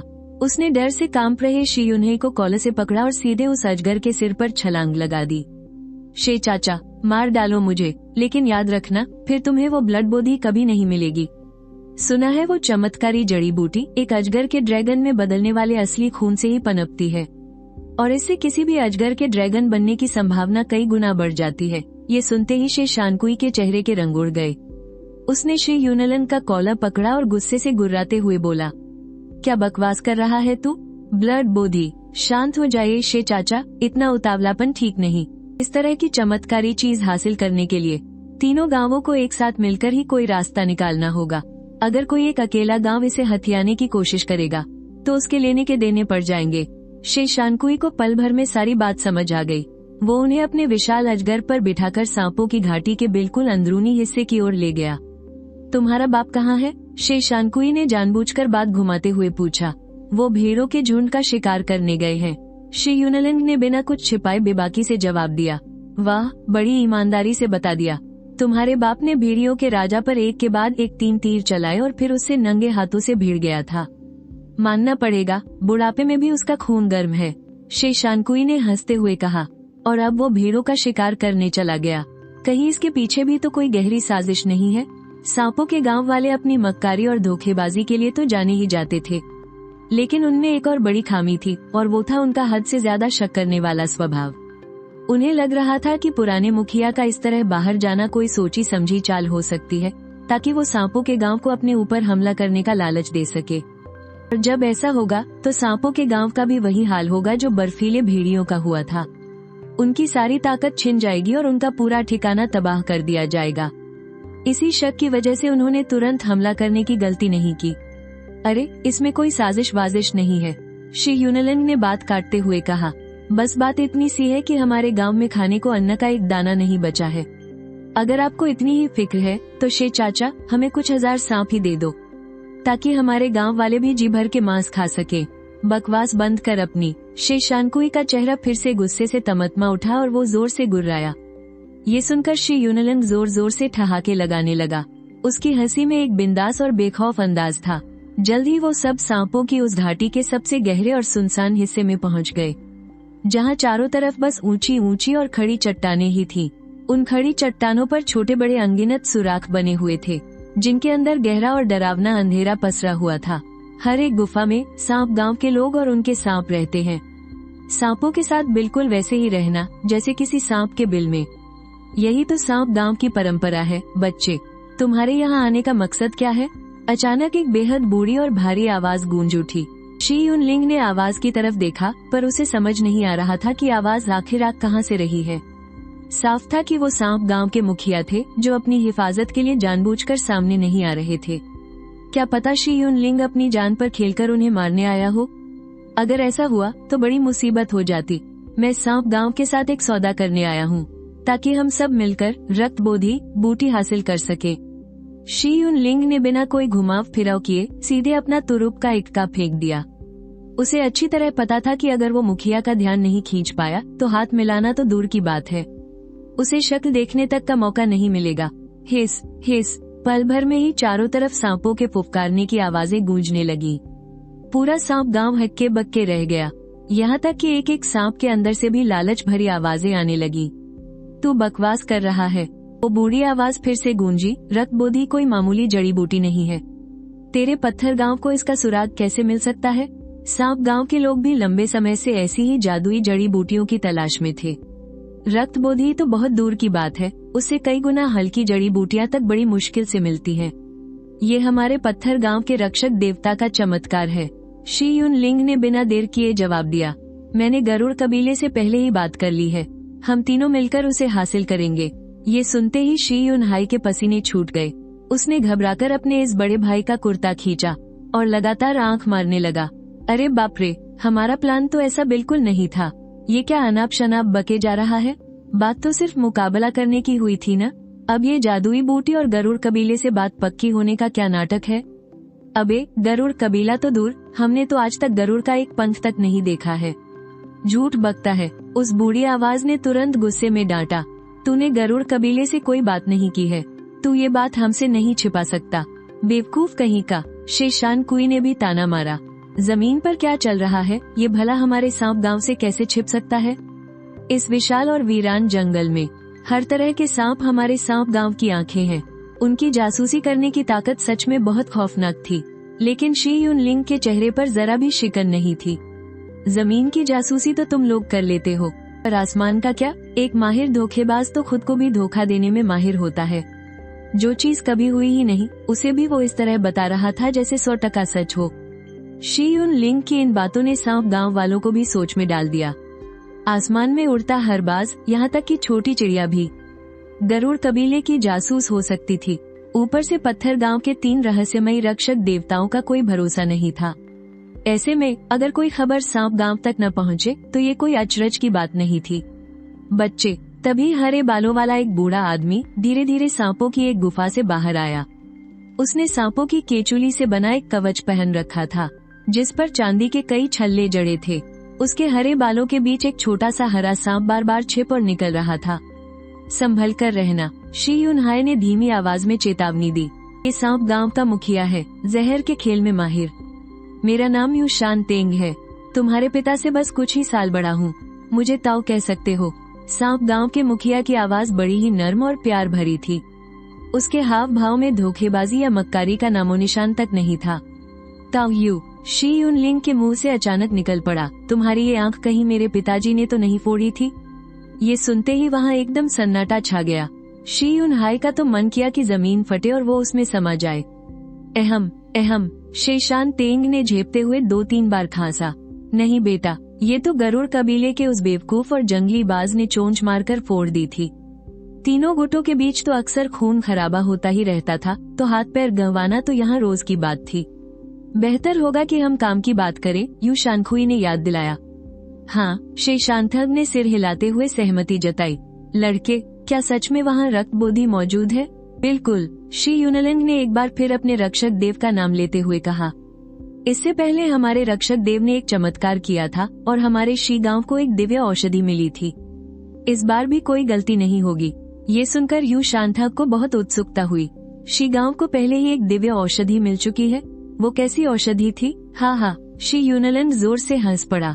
उसने अचानक छलांग लगाई और उस विशाल अजगर के सिर पर जोरदार लात मारी। शे शानखुई और वह अजगर दोनों ही इसके लिए तैयार नहीं थे। एक हवा में दूर जा गिरा और दूसरा जमीन पर धड़ाम से गिरा, जिससे उसका सिर फट गया और खून बहने लगा। यू चाचा, आपको मेरी यह लात कैसी लगी? शी यूनलिंग ने अपनी बाहें मोड़ ली और चारों ओर ठंडी नजर से देखते हुए कहा, क्या इसमें 1 लाख जिन की ताकत थी? क्या ये रक्त संचार के चरम स्तर की ताकत नहीं है? तुमने वो दिव्य औषधि खा ली है? शे शांथग की भले ही एक ही आंख थी, लेकिन वो वहाँ मौजूद किसी भी दूसरे व्यक्ति से ज्यादा साफ देख सकता था। शी यूनलिंग ने आगे कोई बकवास नहीं की। उसकी ताकत ही उसका सबसे बड़ा सबूत थी और कुछ कहने की जरूरत नहीं है। ठीक है, यू शांथग की नजरें तीखी हो गई। मुझे तुम पर भरोसा है। सांप गांव तुम्हारे शी गांव के साथ मिलकर काम करेगा। हम साथ मिलकर रक्त बोधी हासिल करेंगे। और चील कबीला भी, शी यूनलिंग ने याद दिलाया। चील कबीले के बिना शायद इस काम को अंजाम देना बहुत मुश्किल होगा। कोई बात नहीं, रक्त बोधी के लिए नई शांथग पुरानी दुश्मनी को भुलाने के लिए तैयार है। तभी नई शानखुई ने बगल से धीमी आवाज में चेतावनी दी, बड़े भाई, इस लड़के को जिंदा नहीं छोड़ना चाहिए। क्यों न हम इसे बांधकर इसे रक्त बोधी का पता उगलवा ले? शे शांथग ने तुरंत अपना सिर हिलाया और कहा, ये लड़का कोई मामूली इंसान नहीं है। शारीरिक यातनाओं से इसे झुकाना नामुमकिन होगा। और वैसे भी अभी सबसे जरूरी चीज वो रक्त बोधी है। रक्त बोधी के सामने बाकी सब कुछ दरकिनार किया जा सकता है। शे शानखुई ने दांत पीसे और फिलहाल के लिए अपना इरादा बदल दिया। नहीं चाचा, आप कितने लोगों को भेजने की तैयारी कर रहे हैं? शी यूनलिंग ने पूछा। रक्त संचार के मध्य स्तर के 3 योद्धा और नेतृत्व करने के लिए चरम स्तर का 1 योद्धा। इसके अलावा शुरुआती स्तर के 500 योद्धा भी होंगे। यू शांथग ने पूरी ईमानदारी से अपनी बात रखी। बढ़िया, ये फौज हमारे काम के लिए पूरी तरह से काफी होगी। शी यूनलिंग ने संतुष्टि से सिर हिलाया। उसे पता था कि इतनी ताकतवर फौज असल में उसके शी गांव पर हमला करने के लिए ही बनाई गई थी। लेकिन अब ये खतरा टल चुका था। काम पूरा होने के बाद रक्त बोधी को हम तीनों में बराबर बांटा जाएगा। इसमें कोई दिक्कत तो नहीं है ना? यू शांथग ने पूछा। यही सही रहेगा। जाहिर है शी यूनलिंग ने इसका कोई विरोध नहीं किया। ऐसे भी वो दिव्य औषधि मिलेगी या नहीं, यह अभी किसी को नहीं पता था। चील कबीले और सांप गांव के लिए वह दिव्य औषधि सबसे बड़ा लालच थी, लेकिन शी यूनलिंग के लिए अपने गांव को इस संकट से बाहर निकालना ही सबसे पहला लक्ष्य था। तो फिर 7 दिन बाद हम तीनों गांवों के मुहाने वाली नदी पर मिलेंगे और वहीं से निकलेंगे। कैसा रहेगा? ठीक है, जैसा यू चाचा कहे। शी यूनलिंग ने हाथ जोड़कर कहा। चूंकि अब सब तय हो गया है, तो आपका ये भतीजा अब आपसे विदा लेता है। इतनी भी क्या जल्दी है? यू शांथग अचानक बोल पड़ा। तुम खुद चलकर मेरे दरवाजे पर आए हो। एक बड़ा होने के नाते ये कैसे हो सकता है कि मैं तुम्हें कोई तोहफा न दूं? ये कहते हुए उसने अपना हाथ हिलाया। तभी गुफा के अंदर से हरे रंग का एक विशाल जीव धीरे धीरे रेंगता हुआ बाहर आया। उसका आकार बहुत ही विशाल था और वो यू शानखुई के अजगर से भी कहीं ज्यादा खौफनाक लग रहा था। उसके सिर पर एक हरे रंग का अंडाकार उभार था, जिस पर रंग बिरंगे शल्क चमक रहे थे। धूप में चमकते हुए शे शांतेग ने समझाया, यह एक अजगर का अंडा है, बिल्कुल शुद्ध खून का। अगर यह फूट गया तो हमारे शी गांव की रक्षा के लिए एक विशाल अजगर मिल जाएगा। ये देखकर शी यूनलिंग हैरान रह गया। ये तो बहुत ही ज्यादा कीमती है ना? अपनों से कैसी औपचारिकता? शे शांतेग ने मुस्कुराते हुए कहा। इसे ले जाओ। तो फिर आपका बहुत बहुत शुक्रिया चाचा जी। थोड़ी देर बाद जब वे दोनों शी गांव लौटे, अब सांप गांव वाले हम पर छुपकर हमला नहीं करेंगे, बल्कि उन्होंने तो हमारे साथ गठबंधन कर लिया है, शी यूनलिंग ने खुशी से ऐलान किया। लेकिन शी यूनफेंग को बिल्कुल भी यकीन नहीं हुआ। ये कैसे हो सकता है? अरे तुम खुद ही देख लो, उन्होंने हमें एक सांप का अंडा भी तोहफे में दिया है। इसमें नामुमकिन क्या है? शी यूनलिंग ने ज्यादा कुछ नहीं समझाया। उसकी योजना के बारे में जितने कम लोगों को पता हो, उसके बाहर आने का खतरा उतना ही कम होगा। अरे वाह, ये तो सच में एक सांप का अंडा है। शी यूनफेंग ने आंखें फाड़कर अंडे के चारों ओर चक्कर लगाया। ये तो कमाल की चीज है। अगर इसमें से सांप का बच्चा निकल आया और हमने उसे अच्छे से पाला तो वो हमारे शी गांव की बहुत बड़ी ताकत बन सकता है। हाँ, सच में बहुत बढ़िया चीज है, शी यूनलंग ने अंडे को उठाते हुए कहा। लेकिन इसके लिए पहले हमें अपने पूजनीय रक्षक देव से अनुमति लेनी होगी। जल्द ही उसने उस अंडे को तीनों रक्षक देवों के सामने रख दिया। हमेशा की तरह विलो देव ने कोई प्रतिक्रिया नहीं दी। खून के रंग वाले अजीब पत्थर में से लपटें उठ रही थी, जो काले चाचा और बाकी लोगों को लगातार ऊर्जा दे रहा था। उसमें भी कोई बदलाव नहीं आया। लेकिन जियानमो दिव्य पेड़ की डालियां ऐसे हिलने लगी जैसे उसे कुछ महसूस हुआ हो। तुम्हें उस अंडे के अंदर धड़कती हुई जबरदस्त जान महसूस हो रही थी और तुमने अपनी जड़ें फैलाकर उसे मजबूती से जकड़ लिया। उस जानदार एहसास की समझ अब और भी साफ हो गई थी। अच्छा, तो जड़ों से महसूस करने की इस ताकत का ऐसे भी इस्तेमाल किया जा सकता है। तुम काफी हैरान थे। जड़ों से सिर्फ कीमती जड़ी बूटियों और जानवरों के घोंसलों का ही पता नहीं लगाया जा सकता, बल्कि तुमने कभी नहीं सोचा था कि इन अजन्मी जानों से भी बातचीत की जा सकती है। बस तुम्हें अभी तक ये ठीक से नहीं पता था कि बातचीत करनी कैसे है। इस पर थोड़ा शोध करना होगा। तभी एक जोर की गड़गड़ाहट हुई।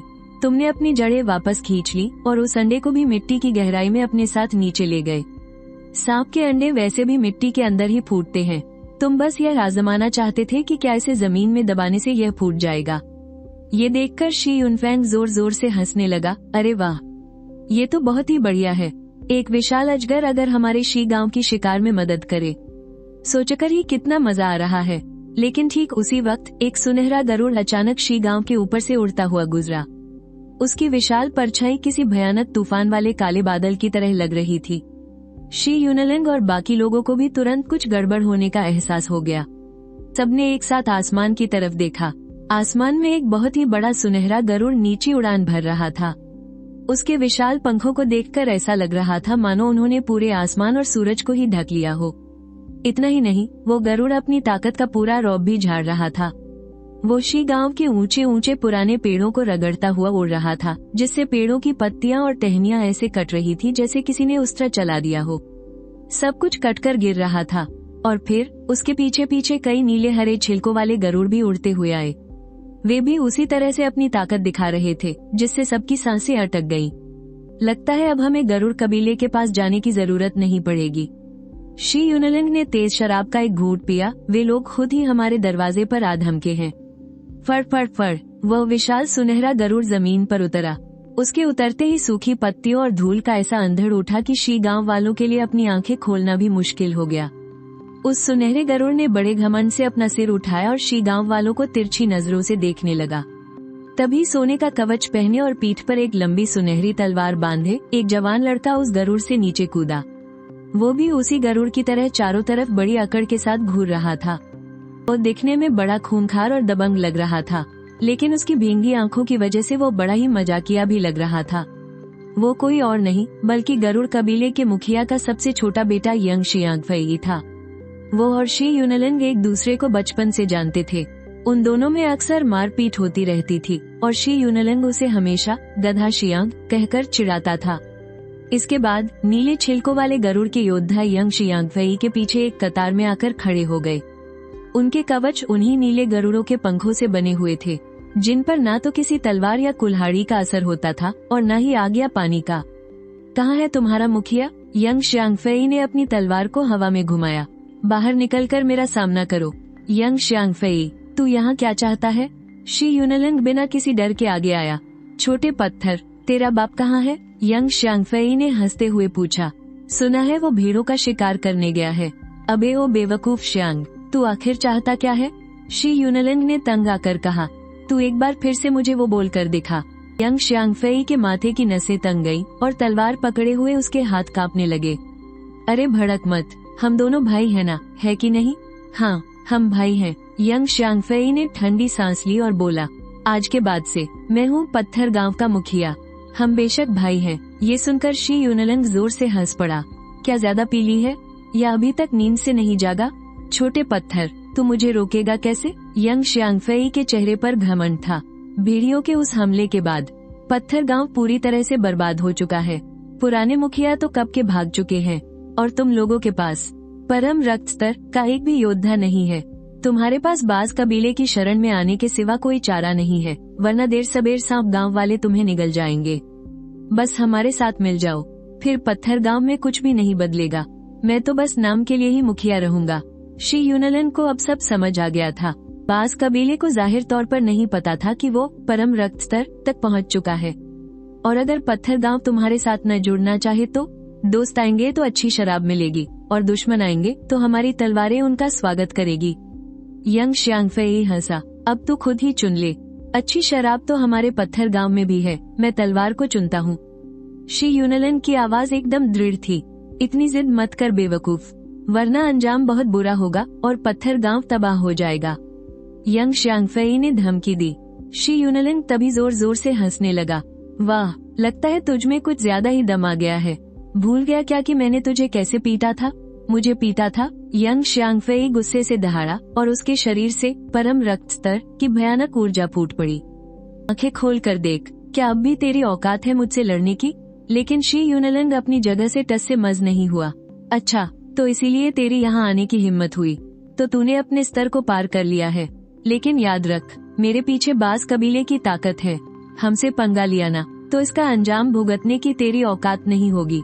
यंग श्यांगफेई ने कड़े शब्दों में चेतावनी दी, तो शी यूनलन ने उपहास करते हुए मुंह फेर लिया।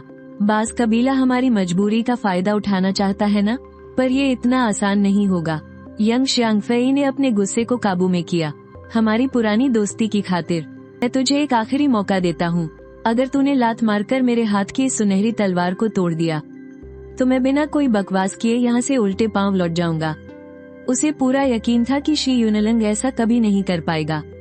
बाज कबीले की सुनहरी तलवार इतनी मजबूत थी कि परम रक्त स्तर से नीचे का कोई भी योद्धा उसे हिला तक नहीं सकता था। अरे भाई, तू मजाक तो नहीं कर रहा ना? शी यूनलन को बड़ा मजा आ रहा था।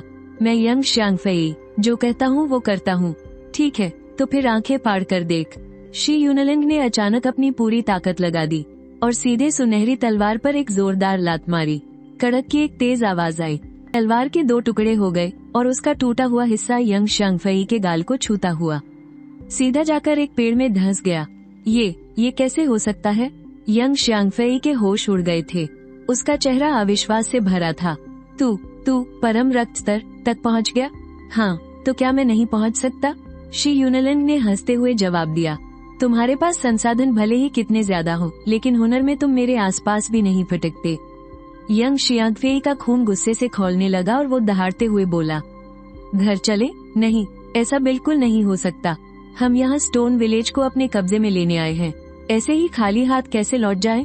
पक्का बहुत डांट पड़ेगी और हो सकता है सजा के तौर पर हमें चिड़ियों की बीट साफ करनी पड़े। ब्लू स्केल्ड ईगल टीम के कैप्टन यंग श्यांगलिए ने फुसफुसाते हुए कहा, अगर हम सब एक साथ धावा बोल दें तो हमारे जीतने की पूरी उम्मीद है। बकवास बंद करो, यंग श्यांगफेई ने भड़कते हुए कहा। यहाँ फैसले कौन लेता है, तुम या मैं? यंग श्यांगलिए झट से चुप हो गया। यंग श्यांगफेई ने कुछ पल की हिचकिचाहट के बाद शी यूनलन की तरफ देखा। ज्यादा हवा में मत उड़ो, मैं तो जा सकता हूँ, लेकिन ईगल ट्राइब के बाकी लोग इसे ऐसे ही नहीं भूलेंगे। अगली बार मेरे पिताजी खुद यहाँ आएंगे, तब क्या तुम उनका सामना कर पाओगे? तुम अपनी फिक्र करो। सुना है तुम्हारे पिताजी का कोड़ा जब पड़ता है तो बहुत दर्द होता है। शी यूनलन की ये बात सुनकर यंग श्यांगफेई डर के मारे कांप गया। यंग श्यांगफेई ने मुंह बनाते हुए एक ठंडी सांस छोड़ी और मुड़कर अपने गोल्डन ईगल पर चढ़ने ही वाला था। तभी शी यूनलन ने उसे आवाज दी, जरा रुको, क्या तुम्हें नहीं लगता कि दाल में कुछ काला है? इतनी बड़ी कामयाबी का सेहरा भला तुम्हारे सिर क्यों बांधा जा रहा है? तुम्हारे बड़े भाई बहुत ही काबिल हैं और दूसरे भाई का ननिहाल बहुत ताकतवर है और तीसरे भाई भी बहुत चालाक हैं। सच कहूं तो ये मौका तुम्हें तो बिल्कुल नहीं मिलना चाहिए था। साफ जाहिर है कि कोई तुम्हें आगे करके फंसाना चाहता है। ये सुनकर यंग श्यांगफेई एकदम सन्न रह गया। शी यूनलन की बातों ने उसकी दुखती रग पर हाथ रख दिया था। क्या तुम हमारे बीच फूट डालने की कोशिश कर रहे हो? अरे, मैं तो बस सच बोल रहा हूँ, शी यूनलन ने कंधे उचकाते हुए कहा। मेरे पास एक ऐसा कमाल का आइडिया है जिससे तुम सजा से भी बच जाओगे और सारा श्रेय भी तुम्हें ही मिलेगा, लेकिन इसके बदले में मुझे एक बूढ़े ब्लू स्केल्ड ईगल की आंखें चाहिए। जब वो अपनी मौत मर जाए बस तब निकाल लेना। यंग श्यांगफेई अब लालच में आ रहा था। ऐसी कामयाबी पर कान खोलकर सुन लो, मैं अपने ईगल ट्राइब के भाइयों को नुकसान पहुंचाने वाला कोई काम नहीं करूंगा। हमारे स्टोन विलेज को एक बेहद चमत्कारी जड़ी बूटी मिली है। हमने स्नैक विलेज के साथ मिलकर उसे लाने की डील भी पक्की कर ली है। तुम मुझे अपने साथ ले चलो। मैं तुम्हारे पिताजी को मना लूंगा कि वो तुम्हें भी इस काम में शामिल करें। चीज हाथ लगने के बाद हम तीनों गांव उसे बराबर बांट लेंगे। तो बताओ, हुई ना ये एक बहुत बड़ी कामयाबी? यंग शियांगफेई की आंखें चमक उठी। क्या सच में? कोई मजाक तो नहीं? अरे 100% सच। मैंने भला आज तक तुम्हें कब धोखा दिया है? शी यूनलिंग ने हल्का सा गला साफ किया और फिर बोला, स्नैक विलेज से नाइजेलिंग भी हमारे साथ जाएगी। ये सुनते ही यंग शियांगफे खुशी से पागल हो गया। मेरी लिंग लिंग भी जाएगी? क्या बात है, ठीक है, मैं तुम्हें अपने साथ ले चलता हूँ, लेकिन याद रखना, अगर तुम मेरे पिताजी को नहीं मना पाए तो अंजाम बहुत बुरा होगा। मंजूर है, पर हाँ, जो चीज मुझे चाहिए वो भूलना मत। शी यूनलिंग ने पक्का वादा करते हुए कहा। काम पूरा हो जाने के बाद मैं तुम्हें यूजेलिंग का रुमाल भी तोहफे में दूंगा।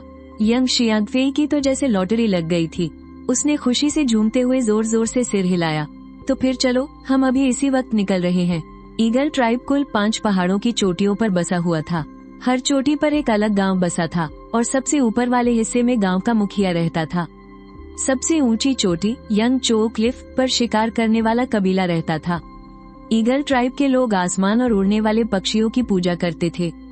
उनका मानना था कि जो जितनी ऊंचाई पर रहेगा वो भगवान के उतने ही करीब होगा। तुम यंग शियांगफे और शी यूनलिंग के साथ यंग चो क्लिफ के चबूतरे पर जा उतरे। वहाँ बीचों बीच पीतल का एक बहुत बड़ा कड़ाहा आग पर रखा था। उसके अंदर मांस पक रहा था, जिससे खून की बहुत ही सड़ांध मारती बदबू आ रही थी।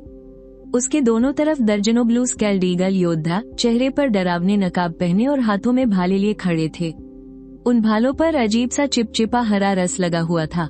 यहाँ का माहौल कुछ ठीक नहीं लग रहा है, शी यूनलिंग ने चौकन्ना होते हुए फुसफुसाकर कहा। सच में कुछ ठीक नहीं लग रहा। क्या हमें वापस लौट जाना चाहिए? वापस कहाँ? शी यूनलिंग ने हैरानी से यंग शियांगफे की तरफ देखा। यंग शियांगफे ने सूखी खांसी खांसते हुए कहा, कुछ नहीं, चलो। और जैसे ही वे दोनों आगे बढ़े, नीले छिलकों वाले गरुड़ योद्धाओं ने अपने भाले तानकर उनका रास्ता रोक लिया। ये क्या बदतमीजी है? मुझे कबीले के सरदार को एक बहुत जरूरी खबर देनी है, यंग शियांगफे ने गुस्से से कहा। लेकिन सामने वाले अपनी जगह से टस से मज नहीं हुए, तो उसे अपनी पूरी ताकत लगाकर चिल्लाना पड़ा। मेरे पास एक खुशखबरी है। पर सरदार बाहर नहीं आया, बल्कि खूनी लाल रंग का कवच पहने अपनी पीठ पर एक विशाल लाल तलवार टांगे लाल आंखों वाला एक खूंखार आदमी बाहर निकल कर आया। बड़े भैया, पिताजी कहाँ हैं? यंग शियांगफे के होंठ डर के मारे सफेद पड़ चुके थे। पिताजी एक जरूरी काम में व्यस्त हैं, उनके पास तुम्हारे लिए वक्त नहीं है। क्या खुशखबरी लाया है तू? उस लाल आंखों वाले आदमी ने बड़ी बेरहमी से पूछा।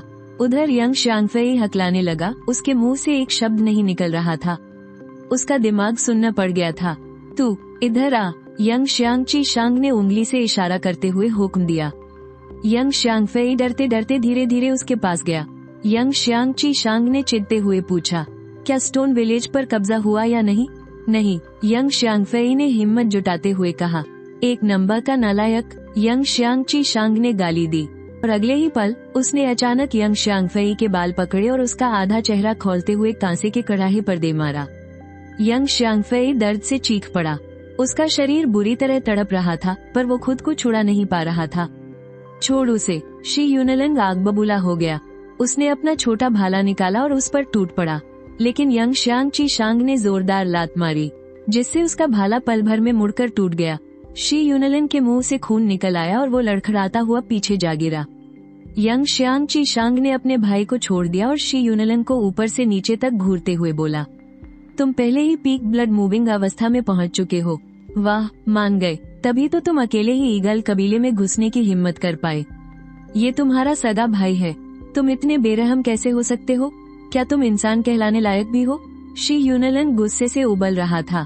ये बेवकूफ एक छोटा सा काम भी ढंग से नहीं कर सकता। इसे तो मर ही जाना चाहिए। मैंने तो बस इसे एक छोटी सी सजा देकर सबक सिखाया है, यंग शियांगची शांग ने कुटिल मुस्कान के साथ कहा। एक बेवकूफ भी जानता है कि स्टोन विलेज पर कब्जा करना मौत के मुंह में जाने जैसा है। उसका हारना तो तय ही था। शी यूनलिंग को यंग शियांगफे की इस हालत पर तरस आ रहा था। जब एक बेवकूफ भी ये बात जानता है, पर उसे तो ये भी नहीं पता था तो क्या उसे सच में नहीं मर जाना चाहिए? यंग शियांग ची शांग ने बड़ी बेशर्मी से जवाब दिया। उसकी बात सुनकर शी यूनलिंग के पास कोई जवाब नहीं था। शी यूनलिंग, तुम ही स्टोन विलेज के सबसे ताकतवर योद्धा हो ना? तुम्हें मारने के बाद स्टोन विलेज पर कब्जा करने में कोई रुकावट नहीं बचेगी। यंग शियांग ची शांग के चेहरे पर एक खौफनाक मुस्कान छा गई। मुझे मारना चाहते हो? ईगल कबीले के भी बहुत सारे लोग मारे जाएंगे। शी यूनलिंग जोर जोर से हंसने लगा। मैं अकेला ही तुम्हें जान से मारने के लिए काफी हूँ। यंग शियांग ची शांग ने अपनी तलवार निकाल ली। मैं तुम्हारे टुकड़े टुकड़े करके तुम्हें इसी कड़ाही में उबाल दूंगा। जाकर अपनी माँ को उबाल। शी यूनलिंग ने जोरदार लात मारकर उस कांसे के कड़ाही को उलट दिया। उसमें भरा सड़ा हुआ मांस और आंतें जमीन पर बिखर गई। चारों तरफ भयंकर बदबू फैल गई। तेरी तो, तू अपनी मौत को बुलावा दे रहा है। यंग शियांग ची शांग ने गुस्से से दहाड़ते हुए उस पर तलवार से हमला कर दिया। पर शी यूनलिंग पहले से ही तैयार था। उसने यंग शांगफई को घसीटा और सीधे सरदार के पत्थर वाले घर में घुस गया। उसके पास कोई और रास्ता नहीं था। यहाँ से भागने का मतलब पक्की मौत था। अपनी जान बचाने के लिए ये दांव खेलना ही जरूरी था। जादुई जड़ी बूटी, ब्लड बोधी। क्या ईगल कबीले को ये चाहिए या नहीं? शी यूनलिंग ने कमरे में घुसते ही चिल्लाना शुरू कर दिया, लेकिन उसने देखा कि वहाँ कबीले के मुखिया नहीं थे। वहाँ सिर्फ सफेद बालों वाले बुजुर्गों का एक समूह था। यिंगशियांग चिशांग भी उसके ठीक पीछे पीछे आ पहुंचा। उसकी बड़ी सी तलवार सीधा शी यूनलिंग के सिर पर वार करने ही वाली थी।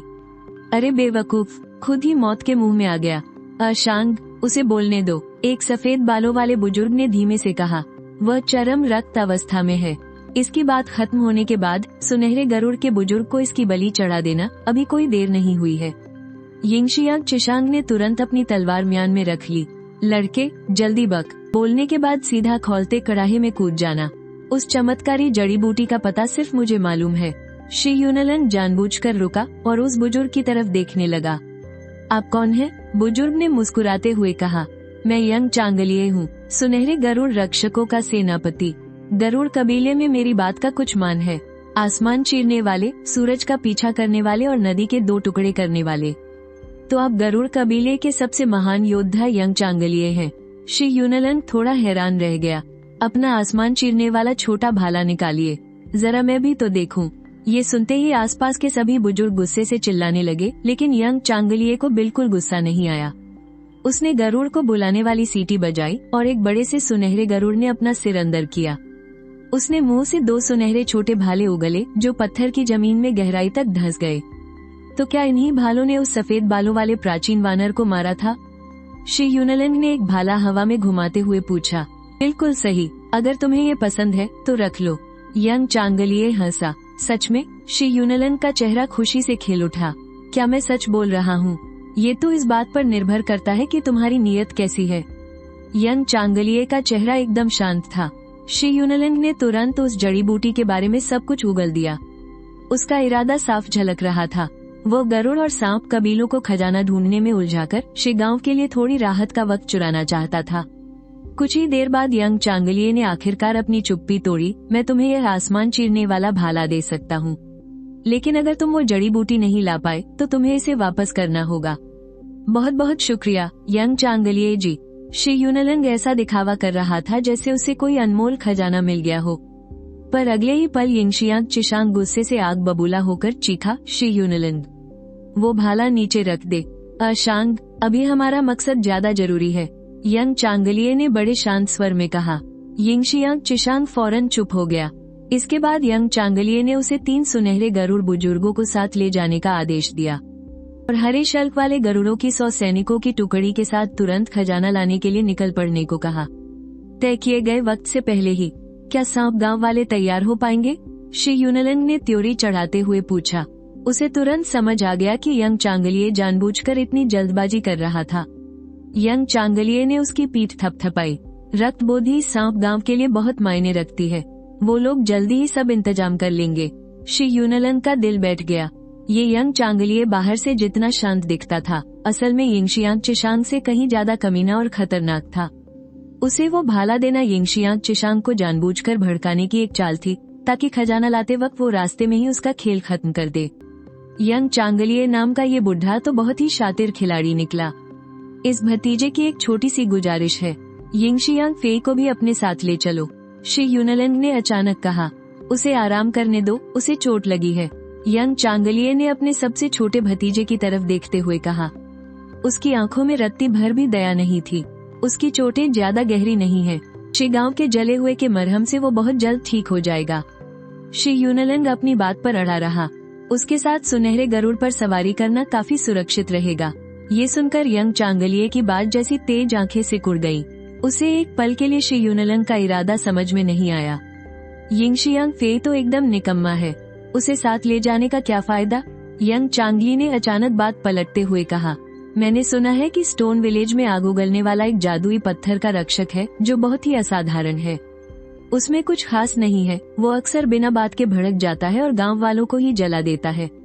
शी यूनलैंग ने काले रंग का मरहम निकालते हुए कहा, इसीलिए तो स्टोन विलेज के लोगों के पास जलने का इतना बेहतरीन मरहम है। ये कहते हुए उसने वो मरहम यंग शांगफई के चेहरे पर लगा दिया।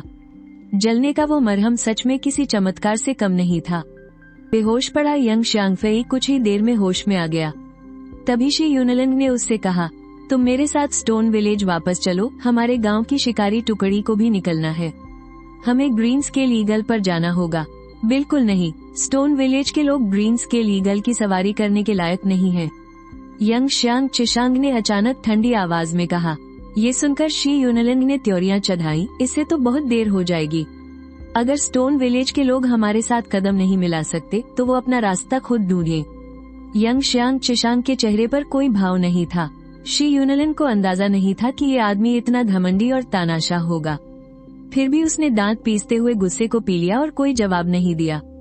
तो फिर निकलते हैं, यंग शांग चिशांग ने जोर से ऐलान किया। ईगल कबीले के योद्धा थरी रिवर जंक्शन पर 2 घंटे तक इंतजार करेंगे। स्नैक विलेज और स्टोन विलेज हमारे साथ आ पाते हैं या नहीं, ये उनकी अपनी औकात पर निर्भर करता है। रही बात तुम्हारी और यंग शांगफई की, तुम दोनों हमारे साथ चलोगे। यंग शांग चिशांग ने चील की सीटी बजाई और तुरंत 3 विशाल सुनहरी चीलें आसमान से नीचे उतर आईं। हर एक सुनहरी चील पर एक सफेद बालों वाला बूढ़ा आदमी बैठा था। यंग शांगफई ने भी अपनी सुनहरी चील को बुला लिया। स्टोन भाई, चलिए चलते हैं। शी यूनलैंग के पास और कोई चारा नहीं था, इसलिए वो भी सुनहरी चील पर बैठ गया। चीलों ने अपने पंख फड़फड़ाए और आसमान में ऊंची उड़ान भर ली। शी यूनलैंग ने घबराकर चील के पंखों को कसकर पकड़ रखा था। तभी यंग शांगफई ने अचानक धीमी आवाज में कहा, स्टोन भाई, जरा बचकर रहना। मेरा बड़ा भाई आपकी जान ले सकता है और आपका भाला छीन सकता है। शी यूनलैंग ने बेबसी में सिर हिलाया। उसे समझ आ गया कि उसका शक बिल्कुल सही था। फिर उसने पूछा, क्या तुम अपने बड़े भाई से नफरत करते हो? यंग शांगफई की आंखों में डर की झलक साफ दिखाई दी। मुझे उससे डर लगता है। ये कहते हुए वो पल भर के लिए रुका और फिर दांत पीसते हुए बोला, पर मैं उसे जान से मार देना चाहता हूँ। यंग शांगफई की इस बात ने शी यूनलैंग को हैरान कर दिया। उसे उम्मीद नहीं थी कि इस कमजोर इंसान के अंदर भी इतना गुस्सा और आग भरी होगी, लेकिन थोड़ा सोचने पर यह लाजमी भी लगा। उसके बड़े भाई ने बचपन से ही उस पर जुल्म किए हैं, ऐसे में किसी भी इंसान के दिल में नफरत पैदा होना तय है। ये ख्याल आते ही शी यूनलैंग की आंखों में एक चमक आ गई और वो मन ही मन सोचने लगा कि शायद इस बात का फायदा उठाया जा सकता है। शायद इससे स्टोन विलेज के लिए कुछ और फायदे हासिल किए जा सके। लेकिन जैसे ही वो आगे और कुरेदने वाला था, यंग शांगफई ने एक गहरी सांस छोड़ी। पर यह कभी मुमकिन नहीं हो सकता। मुझे कभी ऐसा मौका नहीं मिलेगा। पर क्यों? शी यूनलैंग ने उत्सुकता से पूछा। क्योंकि मेरा बड़ा भाई हद से ज्यादा चालाक और अजेय रूप से ताकतवर है। वो मुझे ऐसा कोई मौका दे, ये तो नामुमकिन है। ये सुनकर शी यूनलैंग ने इनकार में सिर हिलाया। चालाक लोग अक्सर अपने ही घमंड की वजह से मारे जाते हैं। लेकिन ये बात उसने अपने होठों पर नहीं आने दी। आधे दिन की उड़ान के बाद वे लोग थरी रिवर जंक्शन पर पहुंच गए।